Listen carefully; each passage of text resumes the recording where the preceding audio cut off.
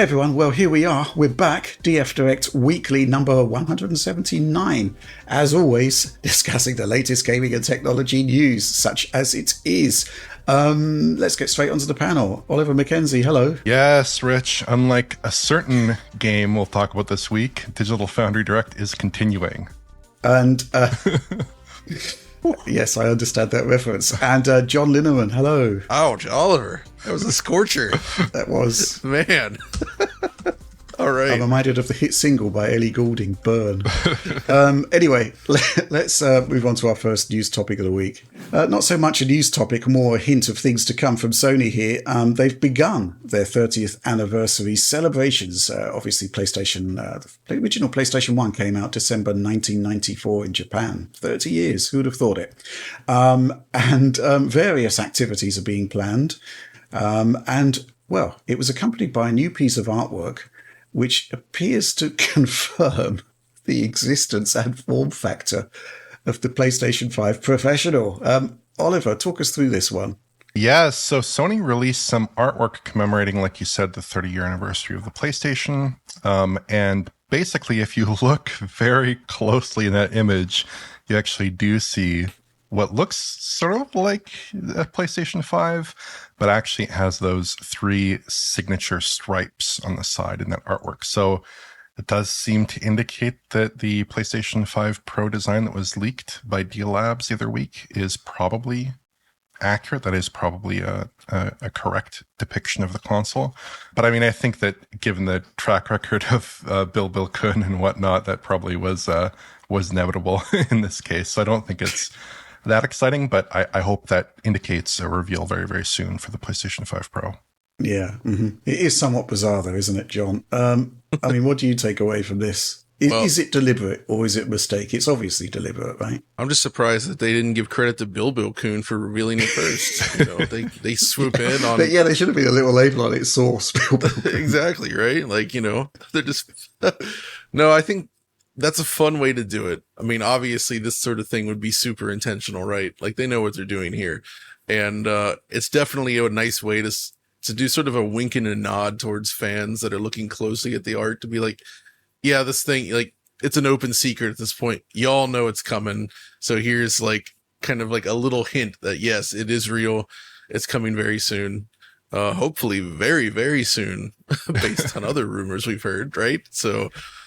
Yeah, those other rumors. Well, it depends which rumor monger you wish to believe, but essentially there seems to be stories that there'll be a reveal of the unit itself very, very soon. And then at the end of the month, an additional state of play, which, you know, is an interesting way to do things. If that is the way to do things, I'd hope there would be some kind of Mark Cerny level presentation here to actually sort of describe what PlayStation 5 Pro is and why they're doing it, as well as to actually, you know, have a bit of a showcase for actual games that are coming out. We've talked in the past how tricky this one is going to be to market. And, you know, I just think the way they did things with PlayStation 4 Pro is somewhat superior, which is basically to get people in front of the machine. We still don't know whether that is the plan or not. We've heard nothing from Sony, but this is certainly a very interesting way to do things. And I suppose it trumps the way that previous consoles have been revealed inadvertently. Obviously, the classic is the PlayStation 3 Slim being debuted in a Philippines marketplace, which is great. And then, of course, there was the PlayStation 4 Slim reveal, which was basically full retail units that somehow leaked from the Middle East, ended up in Manchester, advertised on Gumtree, which is essentially like the UK version of Craigslist, and then basically ended up with consumers like weeks before the reveal. And there was no reveal in the end. It was just kind of like a bit of a footnote in the Pro reveal event. But yeah, I mean, well, here it is. I mean, it is essentially confirmation that everything is going to be happening, but there's not really too much more we could draw from it, I guess. I mean, what do you want to see from a Pro reveal there, Oliver? Yes, I would love to see... obviously. Yeah, I think that's number one. I'd love to see a Mark Cerny presentation, presuming he is the mastermind behind this console as he was behind the past 3 or 4 various major Sony hardware launches back to the PS Vita, I believe. I would love to see new software. I think that's key. I think that we already know so much about the makeup of the system based off of the May leaks and based off leaks that were subsequent to that. We kind of know the clock speeds. We know the CU count and configuration, the CPU, the RAM configuration. We don't know the TDP, which is probably quite relevant because it does seem to be using a variable clock speed. And because that variable clock speed, I think, is increased to something in the range of 2.3 gigahertz, I believe. Yeah, I think it's 2.35, but it never gets right. That's the limit. idea. With the PlayStation 5, you're very often, from what we understand, reasonably close to that figure. Here, we're kind of understanding that it's more power limited. That seems to be the case. We have some impression of what the device's shape and size will look like from the leaked imagery. It suggests a device that is fairly similar in size to the PlayStation 5, so it does not tell you a whole lot about it. It's obviously bigger than the PS5 Slim models, it does seem. But yeah, I'd love to see new software. I really want to see what Sony's first parties are cooking up. I want to see what third parties are cooking up. I would love to see a presentation from kind of those key heavy hitters that we like on PlayStation 5. I'd love to see something from Massive. I'd love to see something from CD Projekt Red. Love to see some new presentations of probably older games that are getting updates, hopefully interesting and potentially transformative ones for the new hardware, because I think that's kind of a question mark. We do understand that the PlayStation 5 Pro is supposed to be used in certain ways by developers, but exactly how far developers can go with it, I think is still a question mark. And I'd really love to see them uncover that in a way that's compelling to consumers.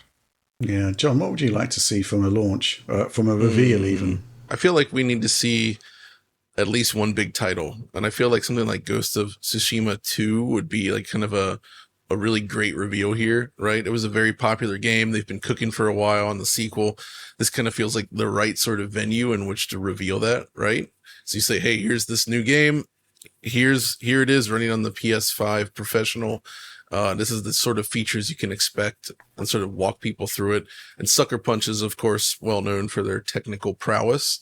So it feels like it would be a good match for it. But we'll see. I also want to see them clarify the disk drive situation because Right. like that has received a lot of concern from many people, including myself. I've received untold messages from people saying like, do you think I should just buy the disk drive now just in case? Like Yeah. people are actually really concerned about this, and they obviously haven't announced anything yet. We don't know. So that's just like the leaks sort of spilling out, suggesting there's no disk drive version, but I would hope that they would sell a bundled version like they do with the Slim. If they don't, that could be a gigantic mess and possibly turn people off of it as well. Because most of the people, like I said last week, that would be interested in a Pro machine are going to want the disk drive. Well, I'll tell you what, John, I've bought the disk drive and it's really simple. I mean, and perhaps, slightly underhand, but, I've bought the disk drive, and because I'll know I've got a 30-day return window, and I'll know within 30 days whether I'm actually going to need it or not. So I could either return it, or I could possibly do the more honorable thing and just sell it for what I paid for it. Because, let's say this thing does come out with no disk drive. What's going to happen is an immediate run on those drives that are available out there. Question is whether there's going to be enough of them out there, and I suspect probably not, based on the PSVR 2 PC adapter situation, where that just is now almost impossible to buy unless I've missed out on the restocks. So yeah, that is slightly concerning there. I mean, it's really difficult to market this thing because fundamentally, if you're telling people that this is much better than the PlayStation 5, then you're basically making arguments against your core product, which is a really difficult position to be in. But, there's going to be people out there that do want to see those comparisons and do want to see what the point of the machine is. If they can't do live events to actually showcase the difference in an effective way, get the unit out there to people like us, to other people that, basically could give you an honest opinion of what it's bringing to the party. I think that's the way forward, right? And I think it has to be done pre-launch, assuming that there's a positive story to tell here. And I suspect that there is, because the actual makeup of the machine in terms of what they're doing is everything that we kind of want to see, barring the inclusion of a superior CPU. Machine learning silicon, yes, it's the future. It's got to be there. Increased ray tracing, why not? It's just the way forward. And obviously big games, that's great. The thing is, I think it's the case that every game that's come out since now basically has to have built-in PS5 Pro support. So there should, in theory, be an impressive catalogue of games already out there that, we could actually talk about. Star Wars Outlaws. Right. Can't wait to see what that's going to be doing on PS5 Pro. So I guess that's basically where I'm sticking on this particular situation at the moment, which is great. It's coming. Got a nice bit of artwork that confirms it. Chances are we'll see something appearing pretty soon.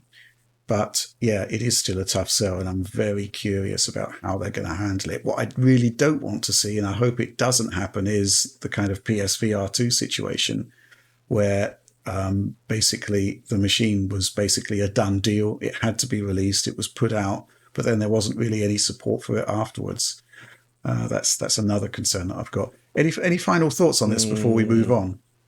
I mean, based on the development documents, at least, it seems like support is essentially required at this point. Yes. So it's a fait accompli. This isn't like the PSVR 2 where special software needs to be created for it. It's just like we're building a PS5 game, adding support for this comparatively is trivial, I would say. Yeah. Right? Compared to building for PSVR 2. So even if it's not a huge success in terms of sales, I still think it'll be perfectly well supported.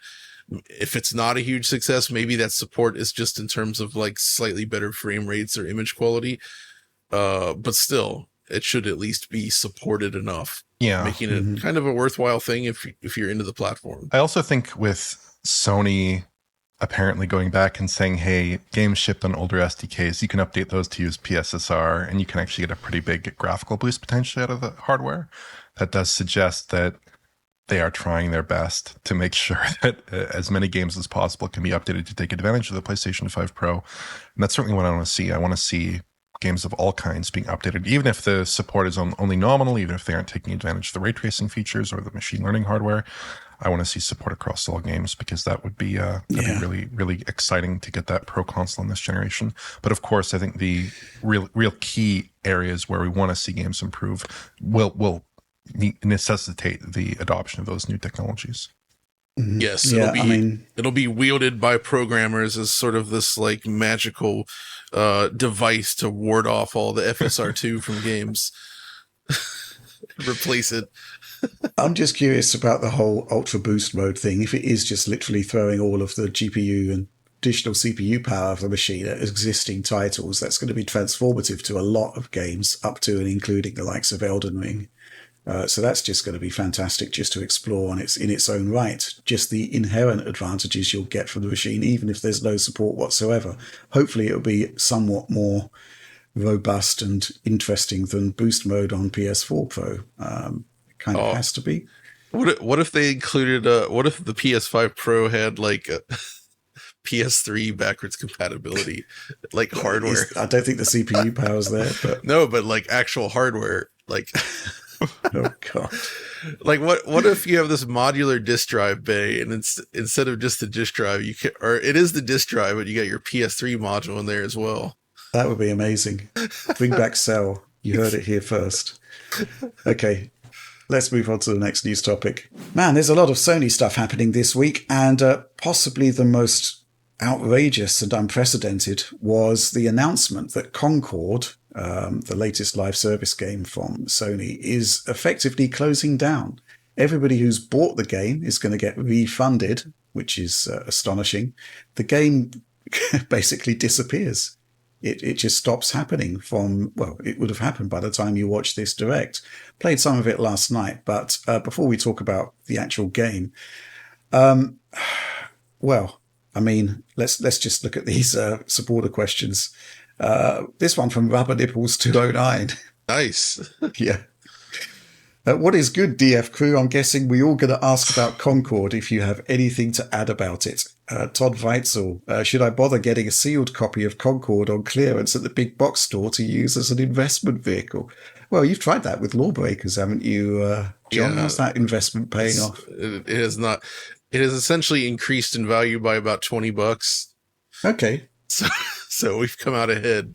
That's fascinating because it has no utility whatsoever. Zero utility. Okay. Zero utility. And that's going to be the same with Concord, by the way. So don't pay a lot for a Concord disc. If I see one for like a reasonable cost floating around somewhere, I'd throw it on my shelf just for kicks, but don't expect it to be a massive investment. Good Lord. This is not that, what is it? NBA Elite 11 or whatever. If you remember that. Remember when those got out? That. It was a PS360 game from EA. It was the basketball game that they canceled right before launch. And like a few copies got out in the wild, but then they pulled the plug on the whole thing, even though it was ready to ship. I mean, it had shipped. They recalled everything. And it was a finished game, but it's because the demo reception was so bad. There were so many bugs that they just decided to cancel it, even though it was finished. And copies of that routinely go for like, I don't know, like 10 grand or something. Okay. So I'm going to go to you first on this one, Oliver. I mean, this is kind of unprecedented, kind of crazy, but I'm not quite sure what else Sony could have done. What do you what's your take on this? Did you actually play it? You got some experience with the game? I did not, but I do have to inform John right now that I'm seeing the game go for $150 on eBay here. So it's going to go down. Well, hopefully it goes down. I mean, it wasn't in exactly wide it wasn't in wide circulation for a week or so. Yeah. This is just a minor spike that always happens when these things occur. Yeah, it's going to go down. Yeah, hopefully. I mean, it's remarkable. I don't think I've ever, and I have enormous respect for the developers and what they've achieved here, and I think the game itself is not that bad. I think it's actually an all right game, but I've never seen an entertainment product land quite like this. I do think that people seem to like the game online. A lot of people seem to like the game. The reviews weren't amazing, but it didn't seem like it was in the sense that the game itself was like unpolished or didn't have good combat, more in the sense that people are just kind of fatigued of the hero shooter and they have certain expectations from other hero shooters that are really long lasting and other live service games that are really long lasting, that they basically be super polished and super great.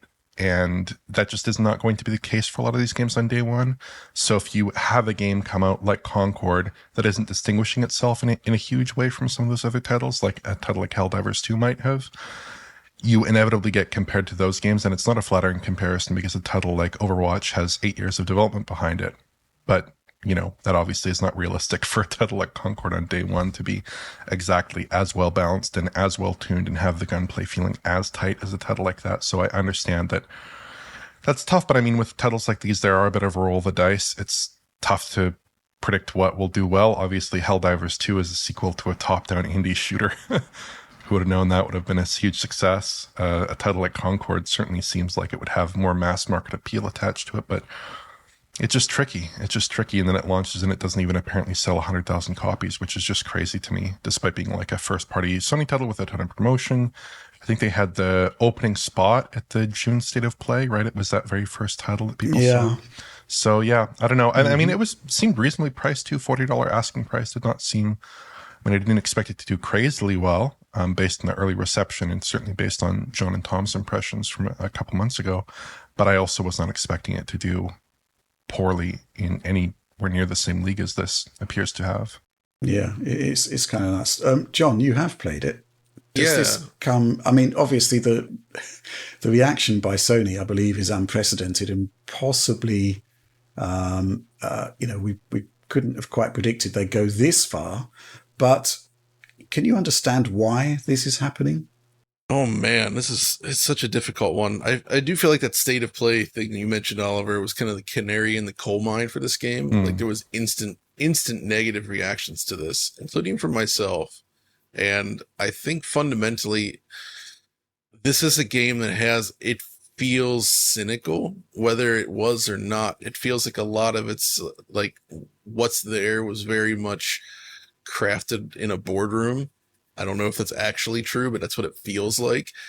And that's fundamentally a huge problem for a game like this, because the pool that it's competing in, when you actually break that down, that kind of highlights why I think this failed so spectacularly. First of all, the sort of hero shooter. This is a well-worn genre at this point, and there are still games being played in this genre, and they're pretty much all free to play now. Whether, clearly fans of this type of game have moved to that model. That's what they like. That's what they want. They're happy there. And that also highlights this whole quote unquote forever game thing, where there is a subset of that audience that will just play that game. Something like Overwatch 2, as it is now.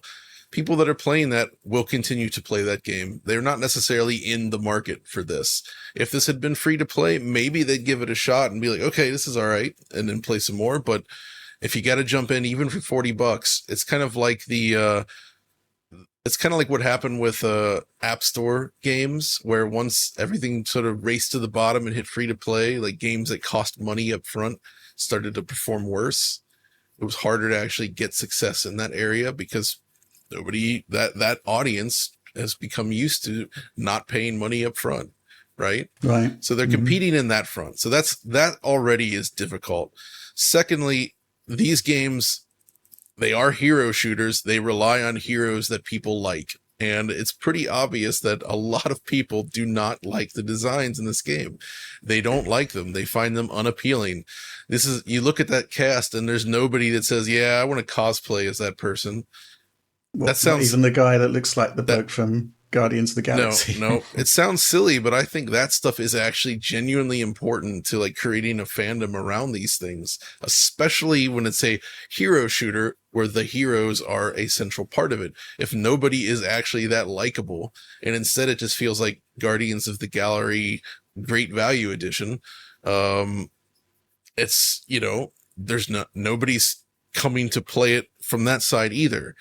So with those two things in place, that's a huge challenge, because fundamentally the actual core mechanics, the technology powering the game, they are actually well done, but they're not so well done or unique as to overcome those problems, right?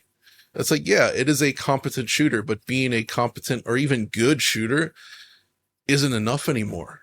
That just doesn't work. You have to have something else to bring to the table that people genuinely want, and they just didn't do it. There's nothing really special or unique about this that separates it from the pack. That's right there. Like, if there had been some spark, something to grab people, I think they probably thought that those weekly vignettes were part of that, where it sort of tries to add like sort of a narrative angle to it.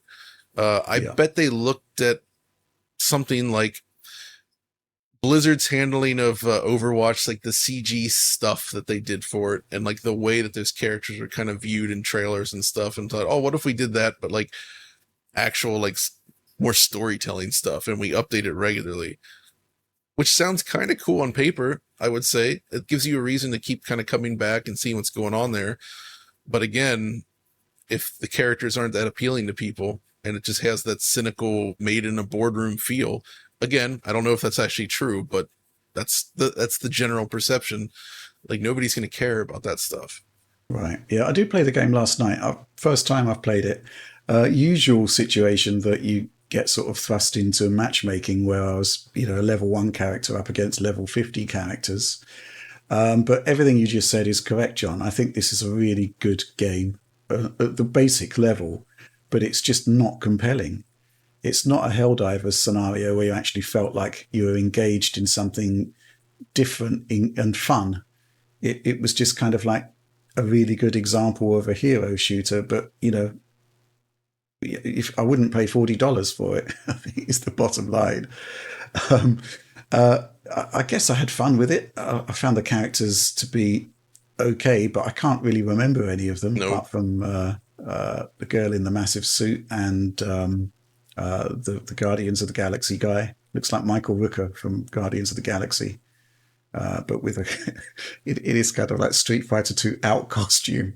But yeah, beyond that, it just didn't really grab me. But I do actually think the weapons were really interesting. The gameplay was quite fun, but it just didn't do anything new, and it didn't do anything exciting. And obviously now we can actually juxtapose this against Helldivers 2, which was wildly successful because it actually ticked the boxes of how to stand out. It was original and distinct in its own way. It was fun. It was funny. Stuff happened in game that, had us howling, right?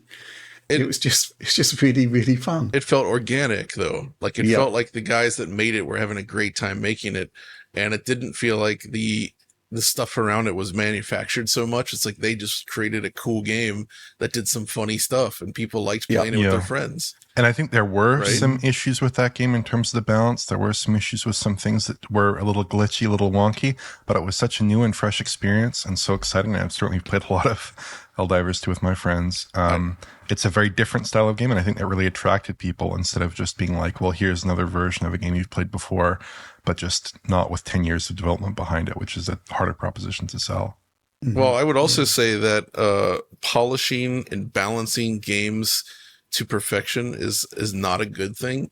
People always talk about balance. I think there is something to be said. I mean, Helldivers is PvE, scraggly. Yeah, so it is PvE, but if you look back at PvE games as well, I think people do enjoy finding weird little things, and the balance needs to be okay, like good enough, but like it doesn't need to be this perfect balance. Otherwise, you risk creating something boring.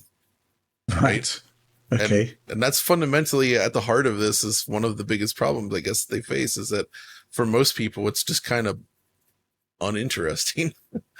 Right. Mm-hmm. So obviously the game is going to be withdrawn. It would have been withdrawn by the time people listen to us here.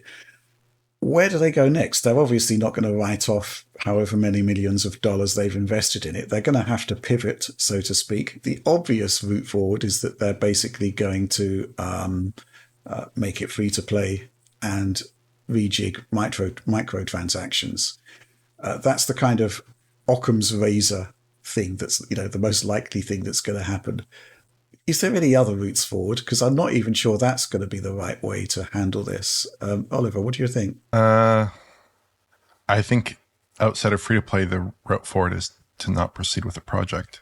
I really think that's simple. I think those are the two choices. I don't really see a way. I mean, I'm not even sure that free-to-play does a whole lot for you. I mean, I think that relaunching it, exposing it to a much larger group of players, that probably helps. But I mean, the games you're competing against are also free-to-play games for the most part. Right. He's talking about like, Counter-Strike, Rocket League, games like this. I do think there's probably some merit in saying, hey, we tried and this game is not connecting with players. And maybe we just shouldn't, maybe we should just move on to new pastures. Or, I mean, I don't know what that means for the studio, obviously. And that would be very unfortunate if something was to occur there in a negative fashion. But yeah, I mean, I think free-to-play has to be the move. I think it has to be a game that needs to attract just a much wider audience than it did. When you saw those Steam stats, I mean, I saw that at one point yesterday, a couple of days ago, 38 players were playing. I mean, it's just a really low player population. It's not sustainable for a multiplayer game like that to have a player population that low. Pretty much period, but certainly within the first week of release, it's just unheard of. Yeah, absolutely. I think there would have been a bellwether from the beta as to the success that was to come or not to come. John, what is the way forward here? Man, that is tough because I think, like Oliver said, free to play is kind of the only thing they can realistically do that doesn't involve spending a lot of money, right? Yeah. I mean, I also have to think at this point that maybe the Concord IP is poisoned as well. Like, if you do anything else with them, like, imagine it just becomes a different sort of game. They go back to like, all of that stuff requires investment. I don't think there's any point in investing in this specific IP and these characters at this point, right? Unless they massively overhaul them in a very interesting, unexpected way. I just don't see what else they can do there that doesn't involve that kind of big spend.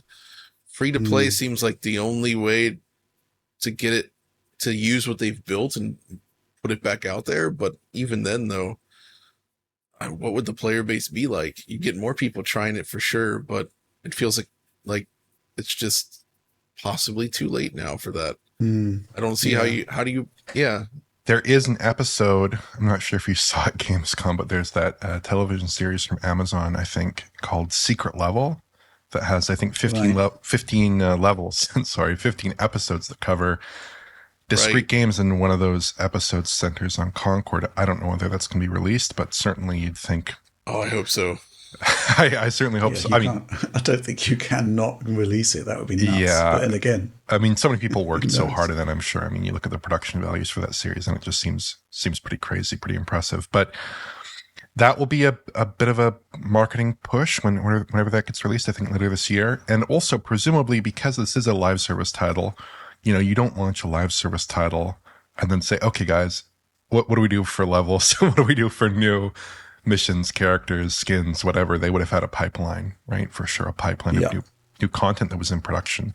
So it would be a shame to see that also lost. And for sure, I mean, if they could retool that into something that's commercially viable, they probably do have a pipeline of content that extends. Probably they had plans for the next year, so I have to imagine at least of content that could be continued to be iterated on and developed and released. Oh, one idea I suddenly had is they could just lean into this failure, like rewrite the characters, go in this way where like essentially they're characters in a failed video game. Try to break the fourth wall, just poke fun at their own, do something wildly unexpected and just like completely bizarre. Like the Borderlands reboot, kind of, but more so. Like really, like it would be tough. Don't get me wrong. Doing that type of comedy is not easy. But I feel like there is a path where they essentially like own what happened to them in a weird way. And then they make something that people might find interesting where it's like, oh, that's a weird direction to go. They want to see what it is. So there's possibly something there. There's one other thing to mention, Oliver. I saw a lot of people sort of saying like, oh, this game took 8 years to make. And it does seem that that's not true. And that in reality, it was more like 4 years of development. So still a lot of years. It's still a lot. I mean, don't get me wrong. That's a lot. I did see a funny tweet though, where somebody was like, what do you think? The budget of Concord. Do you think the budget of Concord is higher than the combination of every single like shmup ever made? And there is a good possibility that it might be. Well, that's kind of assuming the $250 million budget that's been floating about. But yeah, it's a bizarre correlation, that's for sure. I don't know what's going to happen. I wish the developers well. I hope it does come back in a way that does find an audience. I think there is the kernel of something good there. And maybe free to play is the way forward. How it's going to sustain itself going forward, don't know. And obviously, I really do hope that this makes anybody looking to invest in live service games consider the options carefully, because this is kind of like effectively the worst case scenario you're looking at here. Bungie, and fundamentally, the game is not bad. It's a good game, I think. It's just not.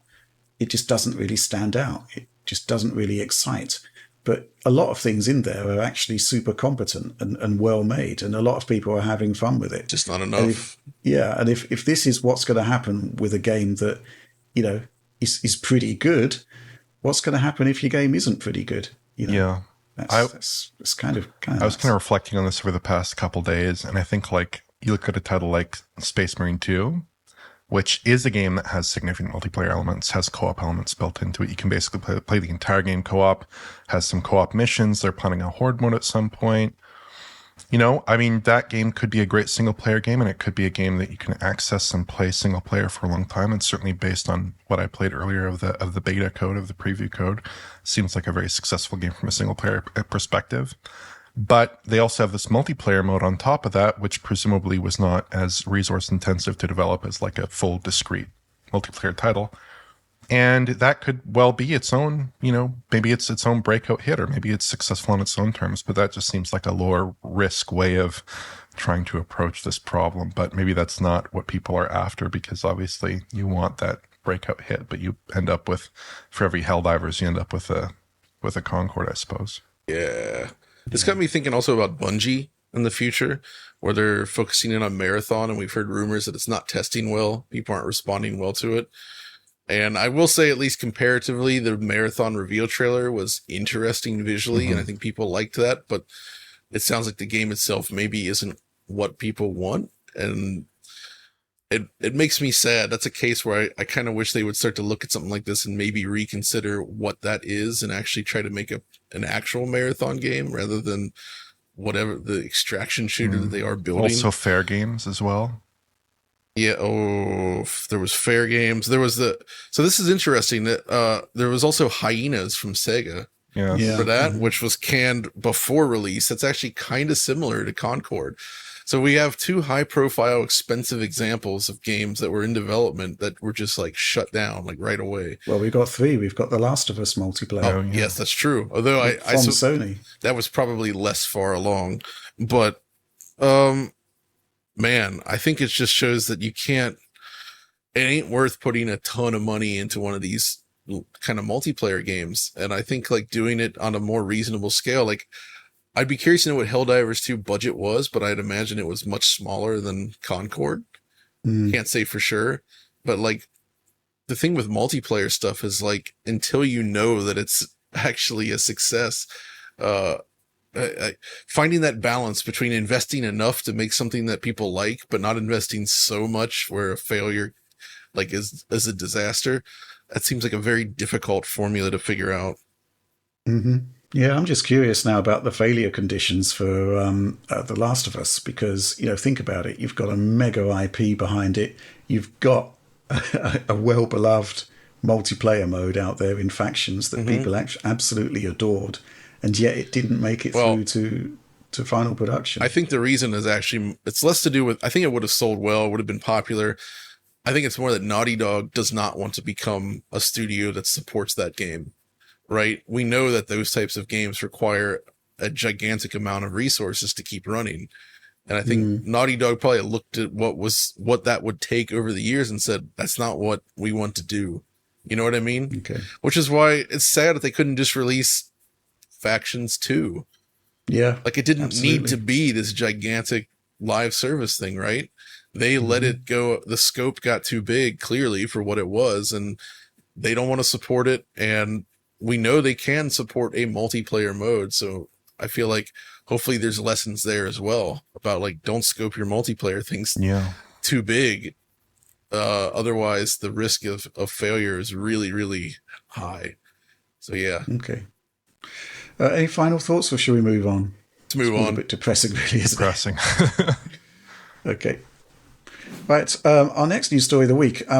Astro Bot is out on PlayStation 5. And I'm delighted to see that the recognition for the game, the critical reaction has just been absolutely stellar. And it's great to see that there's almost like complete consensus that this is just an absolutely brilliant, fantastic game. Created by a relatively small developer within Sony, Team Asobi, apparently 65 core developers. Interesting interview at Video Games Chronicle where they went to actually visit the studio in Japan. Get an idea of the ethos, the mentality there. This is just a success story on every level, which we kind of need in the wake of the Concord debacle. And I've played only a small part of the game, but, essentially, if you've played Astro's Playroom, which was installed on your PlayStation 5 when you bought it, it basically sets the scene for everything this game is. And I highly recommend buying it. John, you did the review for us. I'm curious about your reaction to the game. Oh, I'm very relieved and happy that people are also enjoying this as much as I did. The reaction seems to be like shockingly, overwhelmingly positive. Maybe not shockingly, because it is freaking amazing. I would say this is one of the best things that Sony's ever made. I think it's the best platform game they've ever made. Personally, I like this better than every Ratchet Jack game combined. I think this is better than all of them.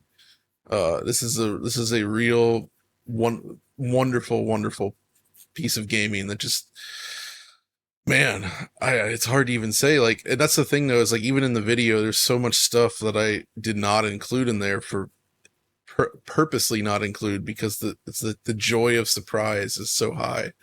There's just so much stuff that happens that's often unexpected, and you're just like, wow.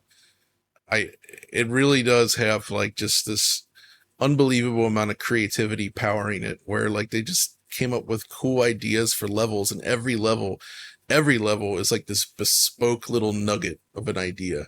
Like it just feels like it's constantly shifting what's there.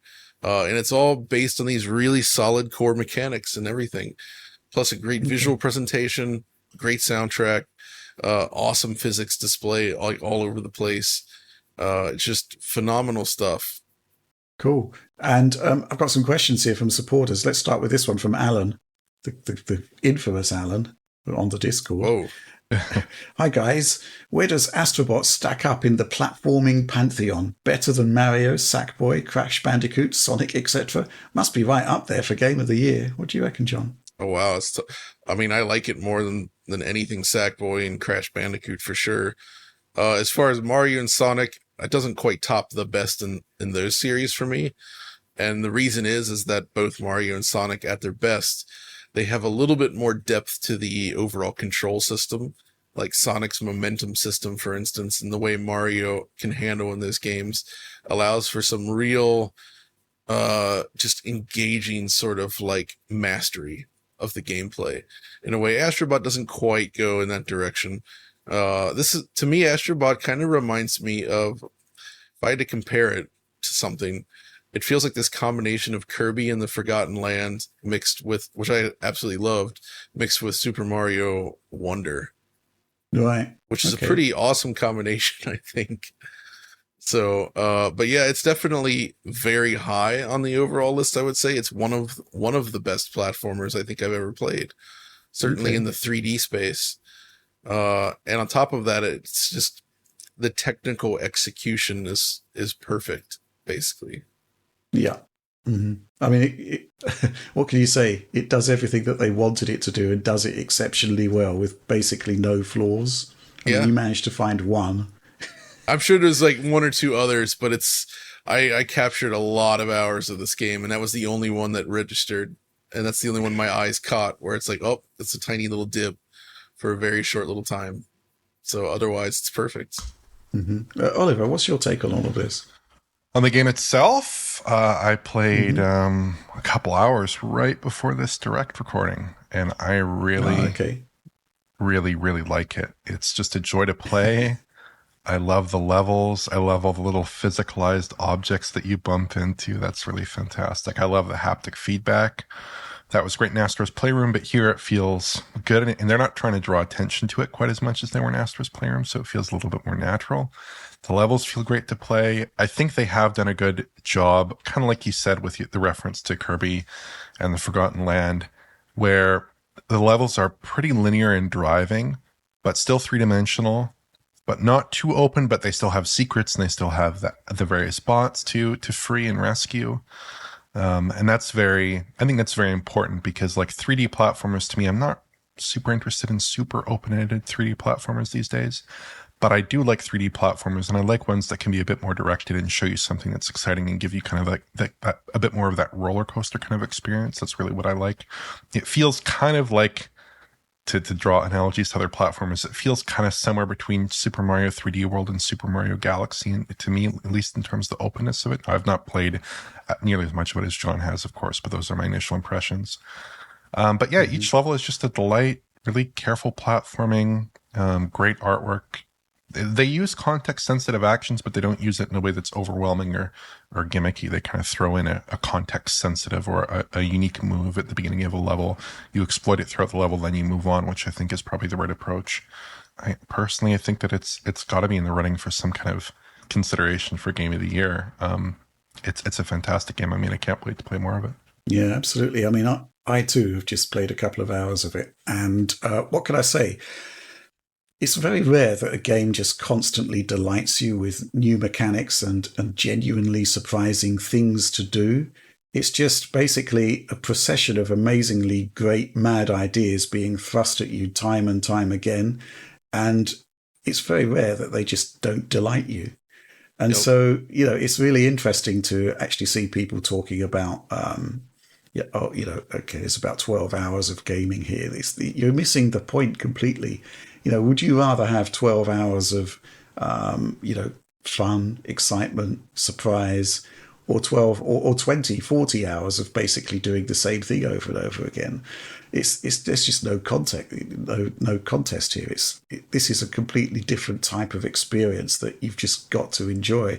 And I do think, going back to the DualSense stuff, it's really interesting how well it works. Obviously, you've got audio coming from the screen, but the way they managed to localize it within the controller and add pitch perfect haptics to it. Yes. It just works time and time again. And this is kind of like the DualSense Dream as it was sold to us when the PlayStation 5 was first announced, and actually when it came out via Astro's Playroom. And here, they've just refined the art. Time and time again, you just get absolutely fantastic immersion and delight from what's happening in the controller. And it's so rare that it actually happens. And actually, talking about Concord, it's another one of those games where the haptics are there, but it actually, in my opinion, makes the game kind of a bit more of a chore to play because you're fighting the controller. Astro's is just constantly enhancing the experience, and that's just absolutely magical. And it's really interesting because you can actually define, in terms of, it's interesting what you said in your review there, John, which is that it isn't actually pushing the state of the art in game visuals in any way, but what you are getting is nigh on flawless performance, imagination, joy coming at you time and time again. And, it doesn't need to be using, virtual shadow maps, nanite, or anything like that. It's just perfectly designed based on their existing technology. It just works time and time again. So what can I say? I'm really excited that people accepted that, it's just a great time. That's the bottom line. Yep. Anything to add to that, John? Yeah, so it was interesting. Like, one thing about the visuals is that they kind of mastered this art, and this is something Nintendo's kind of pushed for with their lower spec hardware, even, of what I would say is enough polygons, where if you look at any object in the scene, everything always looks rounded and perfected. You never look at an object and see, gee, that could use like some smoother edges or more details. It's like everything is exactly as detailed as it needs to be. And you just see the whole level across the map that you cross. It just has this, like, it feels like it's a solid object that's just perfectly put together in a way that you're just moving through. And that's actually where the technical, like, the chops really show, is that they just did something that looks visually attractive, but it feels so perfectly solid without any of, like, the weird sacrifices and limitations that we've been seeing more and more, right? We see so many games launching with, like, these 720p, sub 720p input resolutions, smeary anti-aliasing, lots of, like, caveats all over the place. And this is just, like, perfectly sharp and clean. It looks visually attractive, and it just runs exactly as it should. And you also, for the haptics thing, I was just amazed at how, like, you can be running around and you actually can feel the distinction between his little footsteps and, like, bumping into objects. So if you're, like, running through little, like, physics-based objects, you can actually sort of feel that distinction between bumping the objects and his little footsteps running around. Yeah. Like, it's nuts that they're able to communicate that, and it doesn't even draw attention to itself. It's just there. And if you actually think about it, you just feel it. It's just so impressive in that regard. Yeah. Mm-hmm. Yeah. I really hope people try it. I think it's just, what can I say? It's definitely a Game of the Year contender. However, John, let's talk about a couple more supporter questions. Okay. Howdy, gents. This one's from Groovy Duck. From John's review of Astro Bot, I don't think he really said a singular negative thing about the game, not counting the lonely frame time spike. By my impressions of Astro Bot, without playing it yet, it looks like John is still spot on. But for the sake of content, I love that. Hashtag content. I must ask you, John, what nitpicks do you have with Astro Bot? It's like they say in school, there's always room for improvement. Okay. Well, I would say the HDR implementation isn't as robust as I would like. It's bright and colorful, but it doesn't have that massive separation between light and dark that I really love, where you get those, like, super vibrant highlights sort of contrasted. Maybe that's tough to do when the colors are so bright as is in this game, but I can't say I was blown away by the HDR. It's like, this is cromulent HDR, as they say. Yeah, I was going to say, I actually turned off the HDR within 10 minutes of playing it. I did not like it. It seemed quite muted to me. Even things like specular highlights, like throughout the scene, I wasn't getting that super bright. Did you turn on the bright mode? I did turn on the bright mode. It was not nearly as bright to me as just playing it in SDR. And also I noticed the blacks were slightly appeared slightly raised even. So I have to admit, Oliver, I noticed that this morning, and you see it right at the splash screen, the Sony the Sony Studios. That's just the Sony Studios logo that has the blacks raised that high. Once it gets to the next logo, it's back to black, right? It's it's that specific video. I get what you're saying. Blacks. To me, it just did not look like a game like this in HDR. You know, I'm expecting a lot of contrast, a lot of vibrancy to that image, or super bright specular. I'm expecting those really bright highlights to be present in a lot of the scenes in the game. You know, maybe they're somewhere else. Again, I did not play it for too long, but it was not that satisfying to me. And then I've seen people talk about the overall look of the game. I don't really think it's going for like that super CG look, kind of like that Knack 2 look, so to speak. I think it's going for something more in the lines of Mario Odyssey or maybe Kirby or something. It's not quite going for that super high-end CG look. I've seen some people talk about that, but I think it looks like clean and sharp, and what it's trying to do, it does very well. So I don't think that's a critique necessarily. It's just like, it's a different approach that you may or may not like. But in terms of a technical concern, I mean, I think the game runs super well, feels super great to play. I mean, so far from what I've seen, it's just that HDR, I don't know what their internal HDR pipeline looks like, but to me that was like maybe better in SDR, at least for my taste, but it's going to depend on the person there. Okay, so we've had this particular question several times for 1040 SDF, but let's quickly address it now we've actually got the game. In your opinion, knowing what we could do about the PS5 Pro, what are the chances that Astro Bot could reach 4K 120 on it? 4K 120, I think there's probably a CPU and a physics limitation there. Unlocked frame rate, possibly. Increased resolution, increased perceived resolution. Better anti-aliasing, I guess. It's you know, you're going to be sort of just adding trimmings, really, because the nature of the game doesn't really lend itself to supreme scalability. What do you think, John? Yeah, I mean, RT reflections, possibly. That's probably one area where they could implement that. You know, just replace their screen space reflections with RT, because their material properties are really great, especially on metal. And I feel like applying proper RT reflections would actually look really great there. But yeah, 120, I mean, 120 would be a nice thing. I would love to see it. But like you say, we don't really know what the load is on things like all the physics and whatnot. So it's hard to say if they could actually get there. So yeah, it feels like it's very specifically designed to be what it is right now.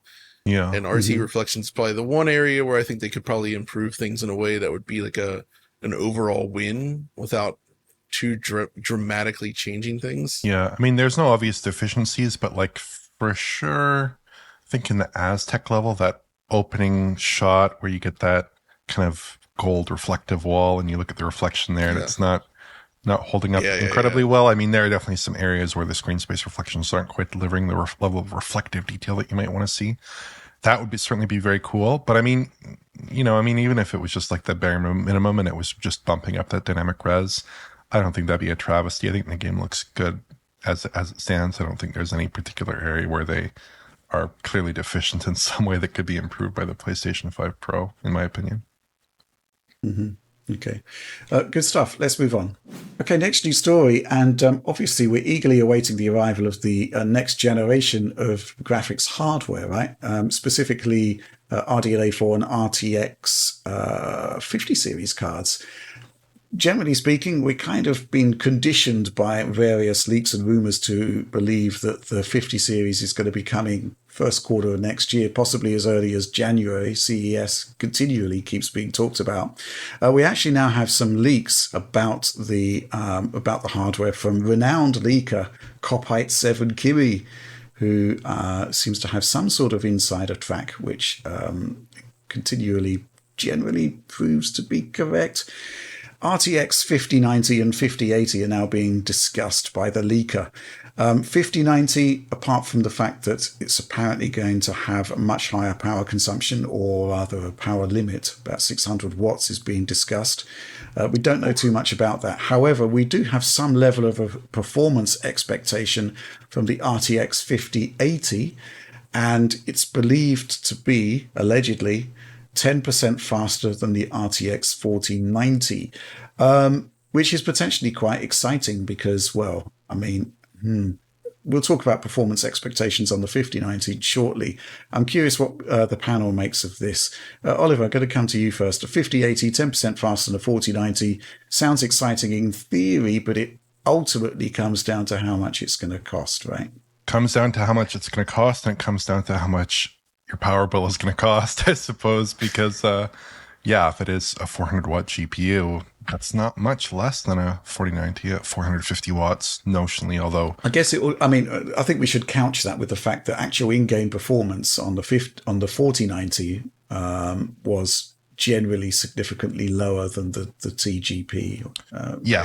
Which is great. Like, it might be the same here. We just don't know. In a lot of games, it's like 300-ish watts. If you run it pretty light, it'll run at like 200 watts, and the cooler won't even turn on. It's pretty funny because it's got a massive. I think the cooler is spec'd for 600 watt operation, I believe, on the 4090 series. So that's convenient, isn't it? I suppose so. Just move over those designs. I guess NVIDIA is being quite kind to their board partners there. But I think the bump in performance for the 5080 over the 4090, pretty welcome, pretty cool.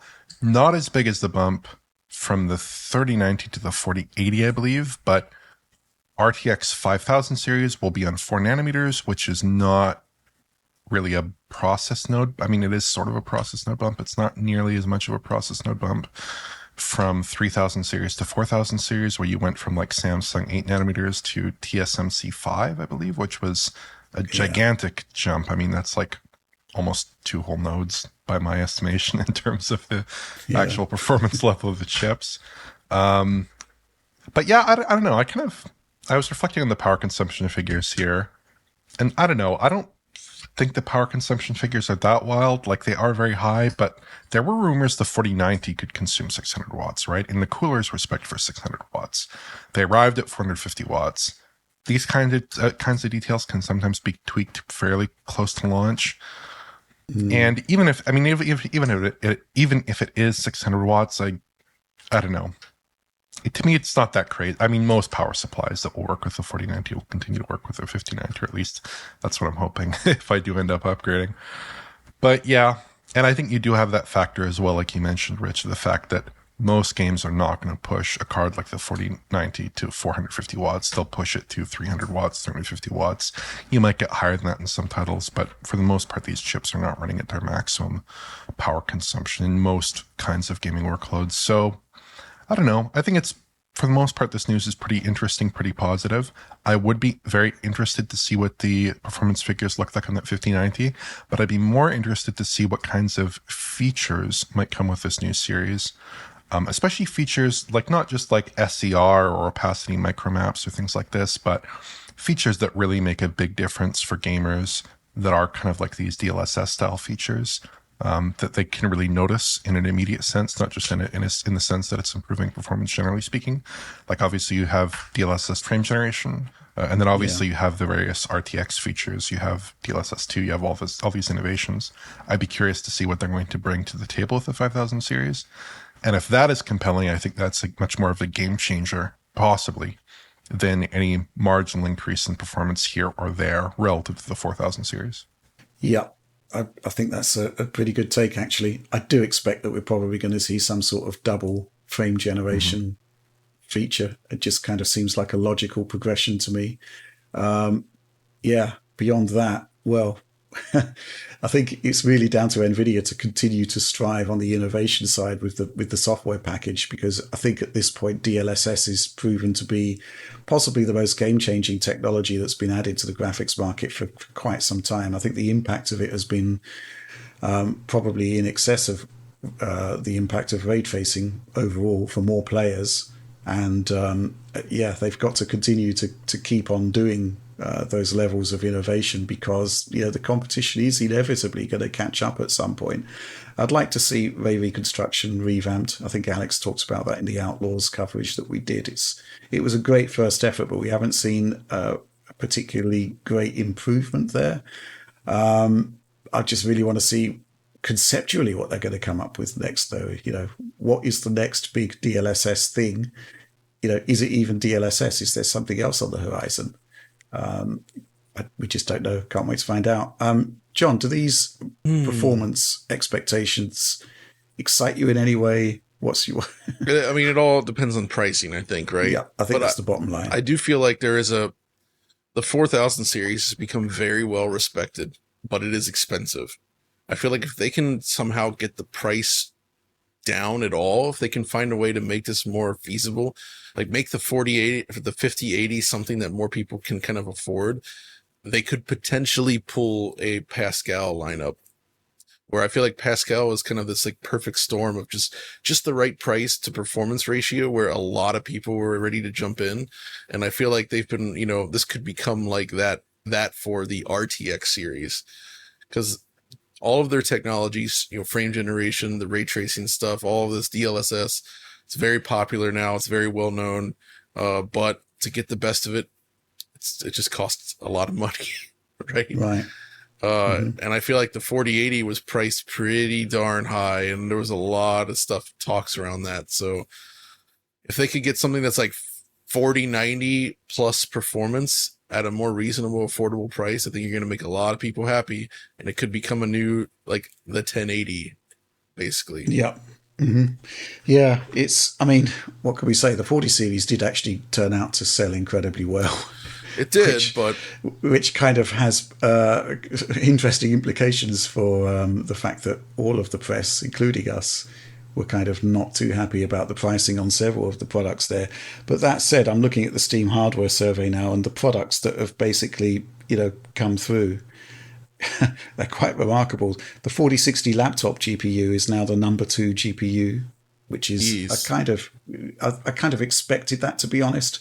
I don't think that we're appreciating the impact that gaming laptops are having on the overall ecosystem at the moment, but there it is. After that, the 4060 gradually moving up the charts. The desktop version, I think it's 1, 2, 3, 4. It's the number 6 now. But beyond that, 4060 Ti has amazingly done quite well, which was universally condemned, including by us. Yeah. But there it is. 4070 beyond that is the next sort of entry. I thought that was a reasonable product, but it was kind of more of a sort of how can I describe it? Not quite as good generally as a 3080, but you got more memory and it costs less, and you got frame generation. That isn't exactly a hugely exciting, compelling proposition, but I think ultimately there are a lot of people that are on 20 series cards that upgraded. The only 20 series that's in the Steam hardware survey at the top of the charts, anywhere near the top of the charts, remains the 2060. So I suspect there's been a lot of upgrading from that generation. Pricing, I really would like to see something decent for the higher end products. I just think the stack needs to be kind of Ampere class price versus performance to really excite people this time around. And yes, features, that's what I really want to see. What are they doing next? But yeah, there's going to be a full stack there. I think there were some rumors that were slightly concerning that the next generation 5060 is 5060. Yeah, that sounds a bit weird, doesn't it? Basically, the mainstream card is another 8GB card, which is slightly concerning to me. But elsewhere, it's just going to be where NVIDIA pitches this. I've noted, in terms of, it's interesting we're talking about a 5080 leak in terms of performance, but nothing on 5090. And I think this can go two ways. If the 5080 is using the same processor as the 5090, we're going to get an Ampere situation where you could buy an RTX 3080 and then there were diminishing returns in terms of price versus performance on anything better. You went for the 3090 for the extra memory. The 3080 Ti, I thought it was a bust, basically. 10% faster than 3080 for the extra money wasn't really worth it. If it is separate chips, then we're going to have another scenario with 4090 where it sits on its own. The 5090 will sit on its own in performance terms. And NVIDIA will probably, charge whatever they feel they can for it, because it will be the Halo product. Yeah. Nobody ever really had any issues with 4090 pricing. It was basically the 80 series and below. So, yeah, from my perspective, 80 series pricing, crucially important. Features, even more important. And we'll go from there. Any final words, Oliver? If that top-end GPU is spanning 600, at least 400 watts to 600 watts. Oh boy. That's maybe a very cut down 80 series GPU at very low power targets, or I don't know what. That would also be an interesting thing if they did more of an Ampere style approach, but otherwise it will be basically the 5090 standing alone at that top end if it does have the larger chip. Yeah. Mm-hmm. I think the other thing to bear in mind, the memory situation. We're seeing increasingly now that ray tracing does have a specifically impactful level on VRAM, needs to be sorted out there. It does concern me that, a lot of these products that we're seeing at the top end there are just not offering enough memory to accommodate AAA games.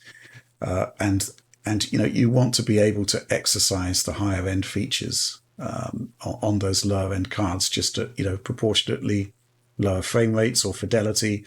But, the fact that you've got BVH structures requiring a lot of memory means that does become slightly problematic. Any final thoughts on this one before we move on, John? No, I think it's good. Just wait to see where they go. Okay, next news topic. We've been watching for a while now that PlayStation 4 emulation is actually happening. We've got the hilariously titled Shad PS4 emulator that's coming out.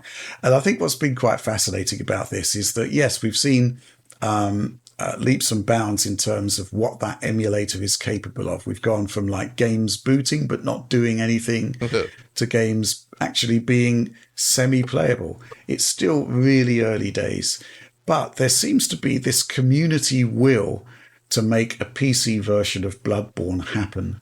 And the only way that this is seemingly possible is to basically use Shad PS4 to emulate the game, get it running, but then modders are basically coming in to fix stuff that the emulation doesn't support yet. And so we're seeing a procession on Twitter of really interesting videos of how modders are actually improving Bloodborne on PC before it's actually fully playable on the emulator. We're seeing things like higher resolution texture packs. We're seeing things like dynamic shadows being added. This I'm not sure I've ever seen anything like it. John, what's your take on it? I mean, I've been sharing some of the videos on the Slack channel, but they just keep cropping up in social media, and it's a kind of like a joyous thing to see. It's super duper impressive, and it really shows that the frothing demand for Bloodborne on new platforms has continued to increase.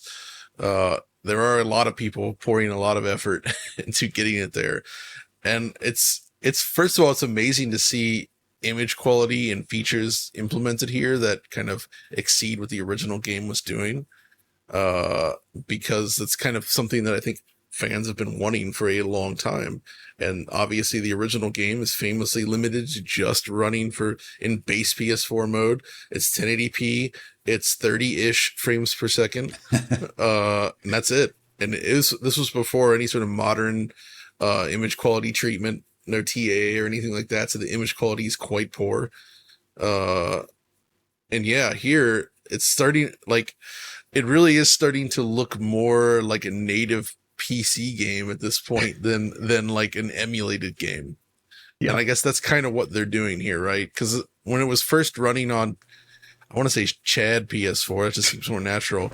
It was just missing stuff. A lot of the effects just weren't working, and as a result, it looked pretty broken. But now I see it, I'm like, man, I could totally play this.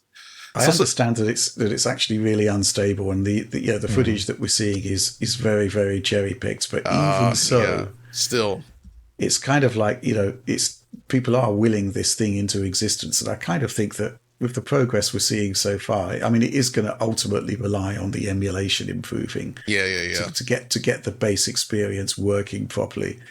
But, to see this actually happening, I had a quick word the other day with Lance McDonald, who did the 60 FPS mod for Bloodborne, which basically involved, if memory serves, John, it involved taking work that was made for the Dark Souls 3 PS4 Pro patch, and like retrofitting it to Bloodborne to allow for higher frame rates. Yeah, something like that. So yeah, he was kind of tickled and happy to see that his work still forms the foundation of what's happening with Shad PS4 mods PS4. to run the game higher than 30 frames per second. Oliver, have you been following this one at all? Well, I've taken a look at the various footage and pieces of content that people keep dropping on Twitter, and it does seem like a very impressive effort. At the moment, though, like you said, there is a certain level of just getting those basic visual features online, and performance not amazing from what I can tell, and it does seem unstable. But emulating a PS4 game, it's very tough. I think there is some element to this where it's like you look at the other games that people are successfully emulating on Shad PS4, and it's all like very basic 2D games, and then more complex 3D games that are totally broken. So I think the fact that this looks so much better and there's so much community interest probably does indicate that there is an extreme level of community interest in getting this game at higher frame rates, at higher resolutions, with crazy features like higher end texture packs, and maybe even like I saw people talking about like screen space ray tracing and things like that. I mean, you're kind of limited what you can do with an emulator, but you could probably push it in some pretty interesting directions there. But I mean, ultimately, like what this just tells me is that, you know, Sony needs to find a way to get a better version of Bloodborne out there. I don't know, by hook or by crook, how they'll do that. But I mean, if it's a pretty straightforward port or a remake or exactly how they do it, I think they've got to do something. And the fact they haven't feels very conspicuous at this point. It does not feel like it needs to be a huge project. I mean, I can imagine them saying, hey, we have a version of this game that's running on PS5. It's called the PS4 version, and it runs fine. And maybe they have some internal metrics that say people are continuing to buy this game. People are continuing to play it. Why do we need to make a new version? It's not analogous, for instance, the situation with Demon's Souls, where you had a PS3 game that would not run in a PlayStation 4 or a PlayStation 5, getting a new remake to PlayStation 5 that was certainly quite transformative, but you know, in a large part existed to get that game on a console where it previously had not existed. So, yeah, I don't know what those metrics look like, but personally, if the game was ported to PlayStation 5 or PC, I would certainly be interested in playing it again. I'd certainly play a lot more if they resolve those issues. And I think critically, unlike a game like Elden Ring, which does have very notable performance issues on PS5, does have very notable performance issues across consoles and PCs, there's no way to kind of configure your way out of it with tricksy things like enabling VRR or playing the PS4 version on PS5. So it's just one of the situations where there has to be some resolution to this. Personally, I don't think the resolution to it, ultimately, the best resolution to it, is going to be to get a version of the game emulated running well. I don't think that's the ideal solution. I think the ideal solution is for somebody to step in and provide a new version of the game. But the fact they haven't, to me, at this point, starts to seem like maybe it's harder than I think for some reason. That's why when they reveal the PS4 Pro next week, presuming it happens, it's time to bust out the new Bluepoint developed remake of Bloodborne. There you go. Do you think that's happening? No, I have no idea. But I feel like that would be a pretty cool thing to happen, and it feels like something that would get a ton of attention especially if they revealed that while revealing the PS5 Pro. Can you imagine the attention they would get from that? I feel like that would do huge for them. Mm-hmm. Yeah. Yeah. I mean, you're talking about Elden Ring there, Oliver. I mean, I think Elden Ring will be fixed by PS5 Pro. It runs it runs with unlocked frame rates. Time to replay it. It's GPU limited. I mean, we should just it should be good. It's GPU limited, I'm pretty sure. Yeah. So yeah, I think that's going to be probably the first order of business for maybe Tom to take a look at that when we get our hands with on Pro hardware. Yeah, I can finally get a physical disc version of that game. Cool. Absolutely. Okay. I'm really intrigued by this whole Shad PS4 project. I'm going to try and get in contact with the developers of it to get some idea of where things are heading with it. You know, what I will say is that if you go through onto the Discord, I mean, you've kind of got this reality on Twitter of these amazing Bloodborne videos that are dropping seemingly on a sort of daily basis. But then you go to the Discord and there's a Bloodborne channel there, and it's just a lot of people having trouble even getting basic visuals up and running on it. Oh. So, you know, there's this kind of like two sets of There's two alternate realities playing out in front of us here. So yeah, I really do want to find out more about Shad PS4 and how it actually works. I mean, fundamentally, the PS4 is an x86 based computer, and it's just using its own custom APIs. So I'm wondering whether, to what extent that is the case, whether it's more tricky than we're imagining, whether performance will actually be quite good at the end of the day, because ultimately what you could be looking at is just like a Proton-style translation layer, perhaps.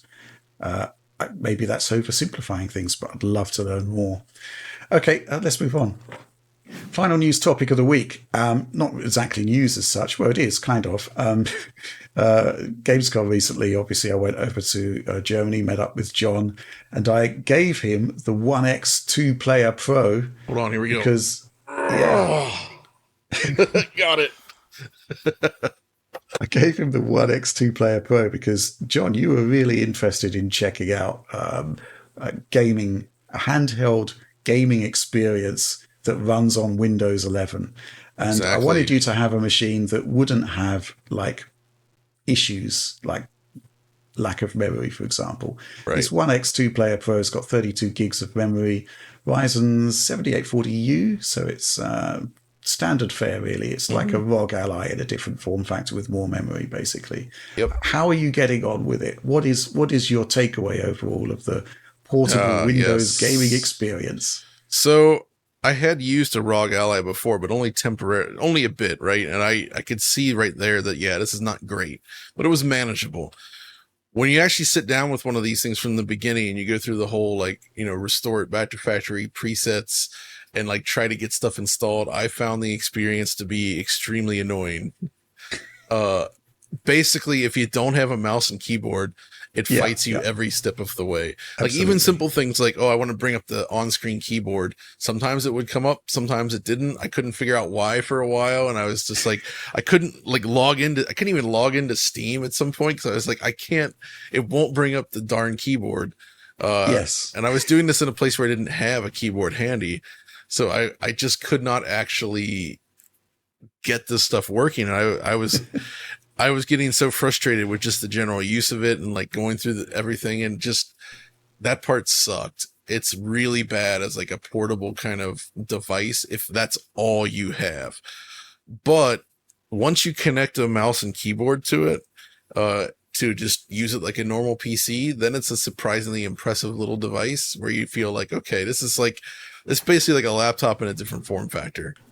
And once you actually get the game sort of configured and working, then it's okay enough to use. You know what I mean? It doesn't feel great going through Steam or any other things, but you can still do it okay. It's just the setup process that really sucks. And then once you actually play in the games, it's fine. But then it also reminded me of things that I take for granted on the Steam Deck, like pre-compiled shaders. Games have to go through the whole shader compilation process. It takes a long time on a system like this. There's more stuttering issues that I encountered on some games. It felt more like a typical Windows PC experience, but with less horsepower. But that's not to say that the horsepower here didn't allow for some impressive results. I was surprised that I was able to get Quake 2 RTX running at 60 FPS on this thing. And it was actually really smooth and nice. And it's just seeing that running, on the Steam Deck, there's ways to get it up and running, but you're lucky to get 30 FPS on there. And that's with the resolution cranked even further down. So it's not a good experience. Whereas on this thing, it's just 60's pretty good, I would say, for that, right? So another one that I tested on here was Black Myth Wukong, of course, which is very heavy game, as we all know. And with sort of a medium high-ish sort of settings, I was able to sort of cap it down at 30 FPS and get a really nice stable experience, I would say. If I chop the settings down a bit more without a cap, then I could actually get north of 60. But there's a point in that game where you just sacrifice too much detail and it ends up looking pretty gnarly, I would say. Right. But I was just impressed to be able to get a nice, pretty playable, good-looking experience on a handheld like this. You could also turn on the frame generation if you wanted, and then it's you kind of get that PS5 experience. And it's PS5. true, the frame rate does indeed go up significantly, and you can actually keep the higher settings and still get a smooth performance visually, but it feels quite laggy, I would say. Mm-hmm. So in that case, I feel like just 30 FPS is actually better. So that's interesting for sure. Beyond that, though, I tried a bunch of just random games. I tried Need for Speed 2015 just out of curiosity, because that was one I never got working on the Steam Deck for some reason. And that looked awesome running on this thing. And just, the overall performance package profile was quite nice. And this thing even has these like detachable controllers, like the Switch basically. Although you got to use this like little battery pack thing to even operate them. It does not support them like the Switch. Yeah, that's kind of weird, isn't it? Yeah, like I think the reason is probably maybe to keep the weight down. Yeah. Because this thing is already extremely thick and chunky. It is a lot bigger than the Steam Deck. And I feel like putting batteries and extra stuff into each of those controllers would only increase that, right? And I think they wanted to avoid that. Yeah. So I don't know. I mean, my experience from this was just like, okay, this is cool. This additional horsepower is nice. And it's nice to have a little portable PC that you can I was able to plug it in using USB-C into my 240 hertz OLED monitor, and it runs over USB-C at 1440p 240. Yeah, it's amazing. There was actually a number of games that I was able to play at 240 FPS when plugged into this thing, like Doom 2016. Okay. I made cuts to the res, of course, but with the right settings, it runs at 240 FPS, which for a little device like this, that kind of blew my mind that I was able to get a frame rate that high on a game that looked that good, right? And then, all like the modern night dive stuff, zero problems, just like pushing that up to 240. So it's actually like a weirdly potent little device. Certainly better than any of like the typical like business laptops that we have floating around at the offices and such, right? Like it's great. It's a nice little device. But yeah, in terms of the overall experience, SteamOS is king. SteamOS feels like a console. It's like a console with flexibility. We've got Oliver's video coming of Bazite, which is essentially a SteamOS version for Windows-based handhelds, right, Oliver? Which should hopefully address some of those issues. Yes. But I think fundamentally it also means that, what can I say? If there is going to be an Xbox handheld coming, they've got a massive mountain to climb in actually making it into a machine that doesn't feel like a Windows machine, essentially. Yeah. But you do want that compatibility. Yeah. What's your thoughts so far, Oliver? Sadly, that's true. That's true. I mean, I used my ROG Ally for, over a year now without running a variant of SteamOS essentially on it. And I really didn't know what I was missing, I guess, because when you actually run Windows on it and then run Bazite immediately after, you realize just how much more flexible, fast, scalable, useful, genuinely good SteamOS is relative to Windows. Now, Bazite is not SteamOS. Bazite is Linux plus the Steam big picture view plus all the features and interface from SteamOS. So it is basically SteamOS. It's not SteamOS technically, but they ported everything over. It runs and looks just like SteamOS. It's about as stable as SteamOS is, to be honest. It feels very, very good. It's just a way better experience than Windows. No difficulty with closing games, opening games, window management, no more mouse simulation with the right stick, games suspend and resume properly, great control over different display options like frame rate caps, TDP modes, everything in SteamOS, VRS, FSR, brightness, volume, everything. It's all very nicely mapped out, all super convenient, just like the Steam Deck.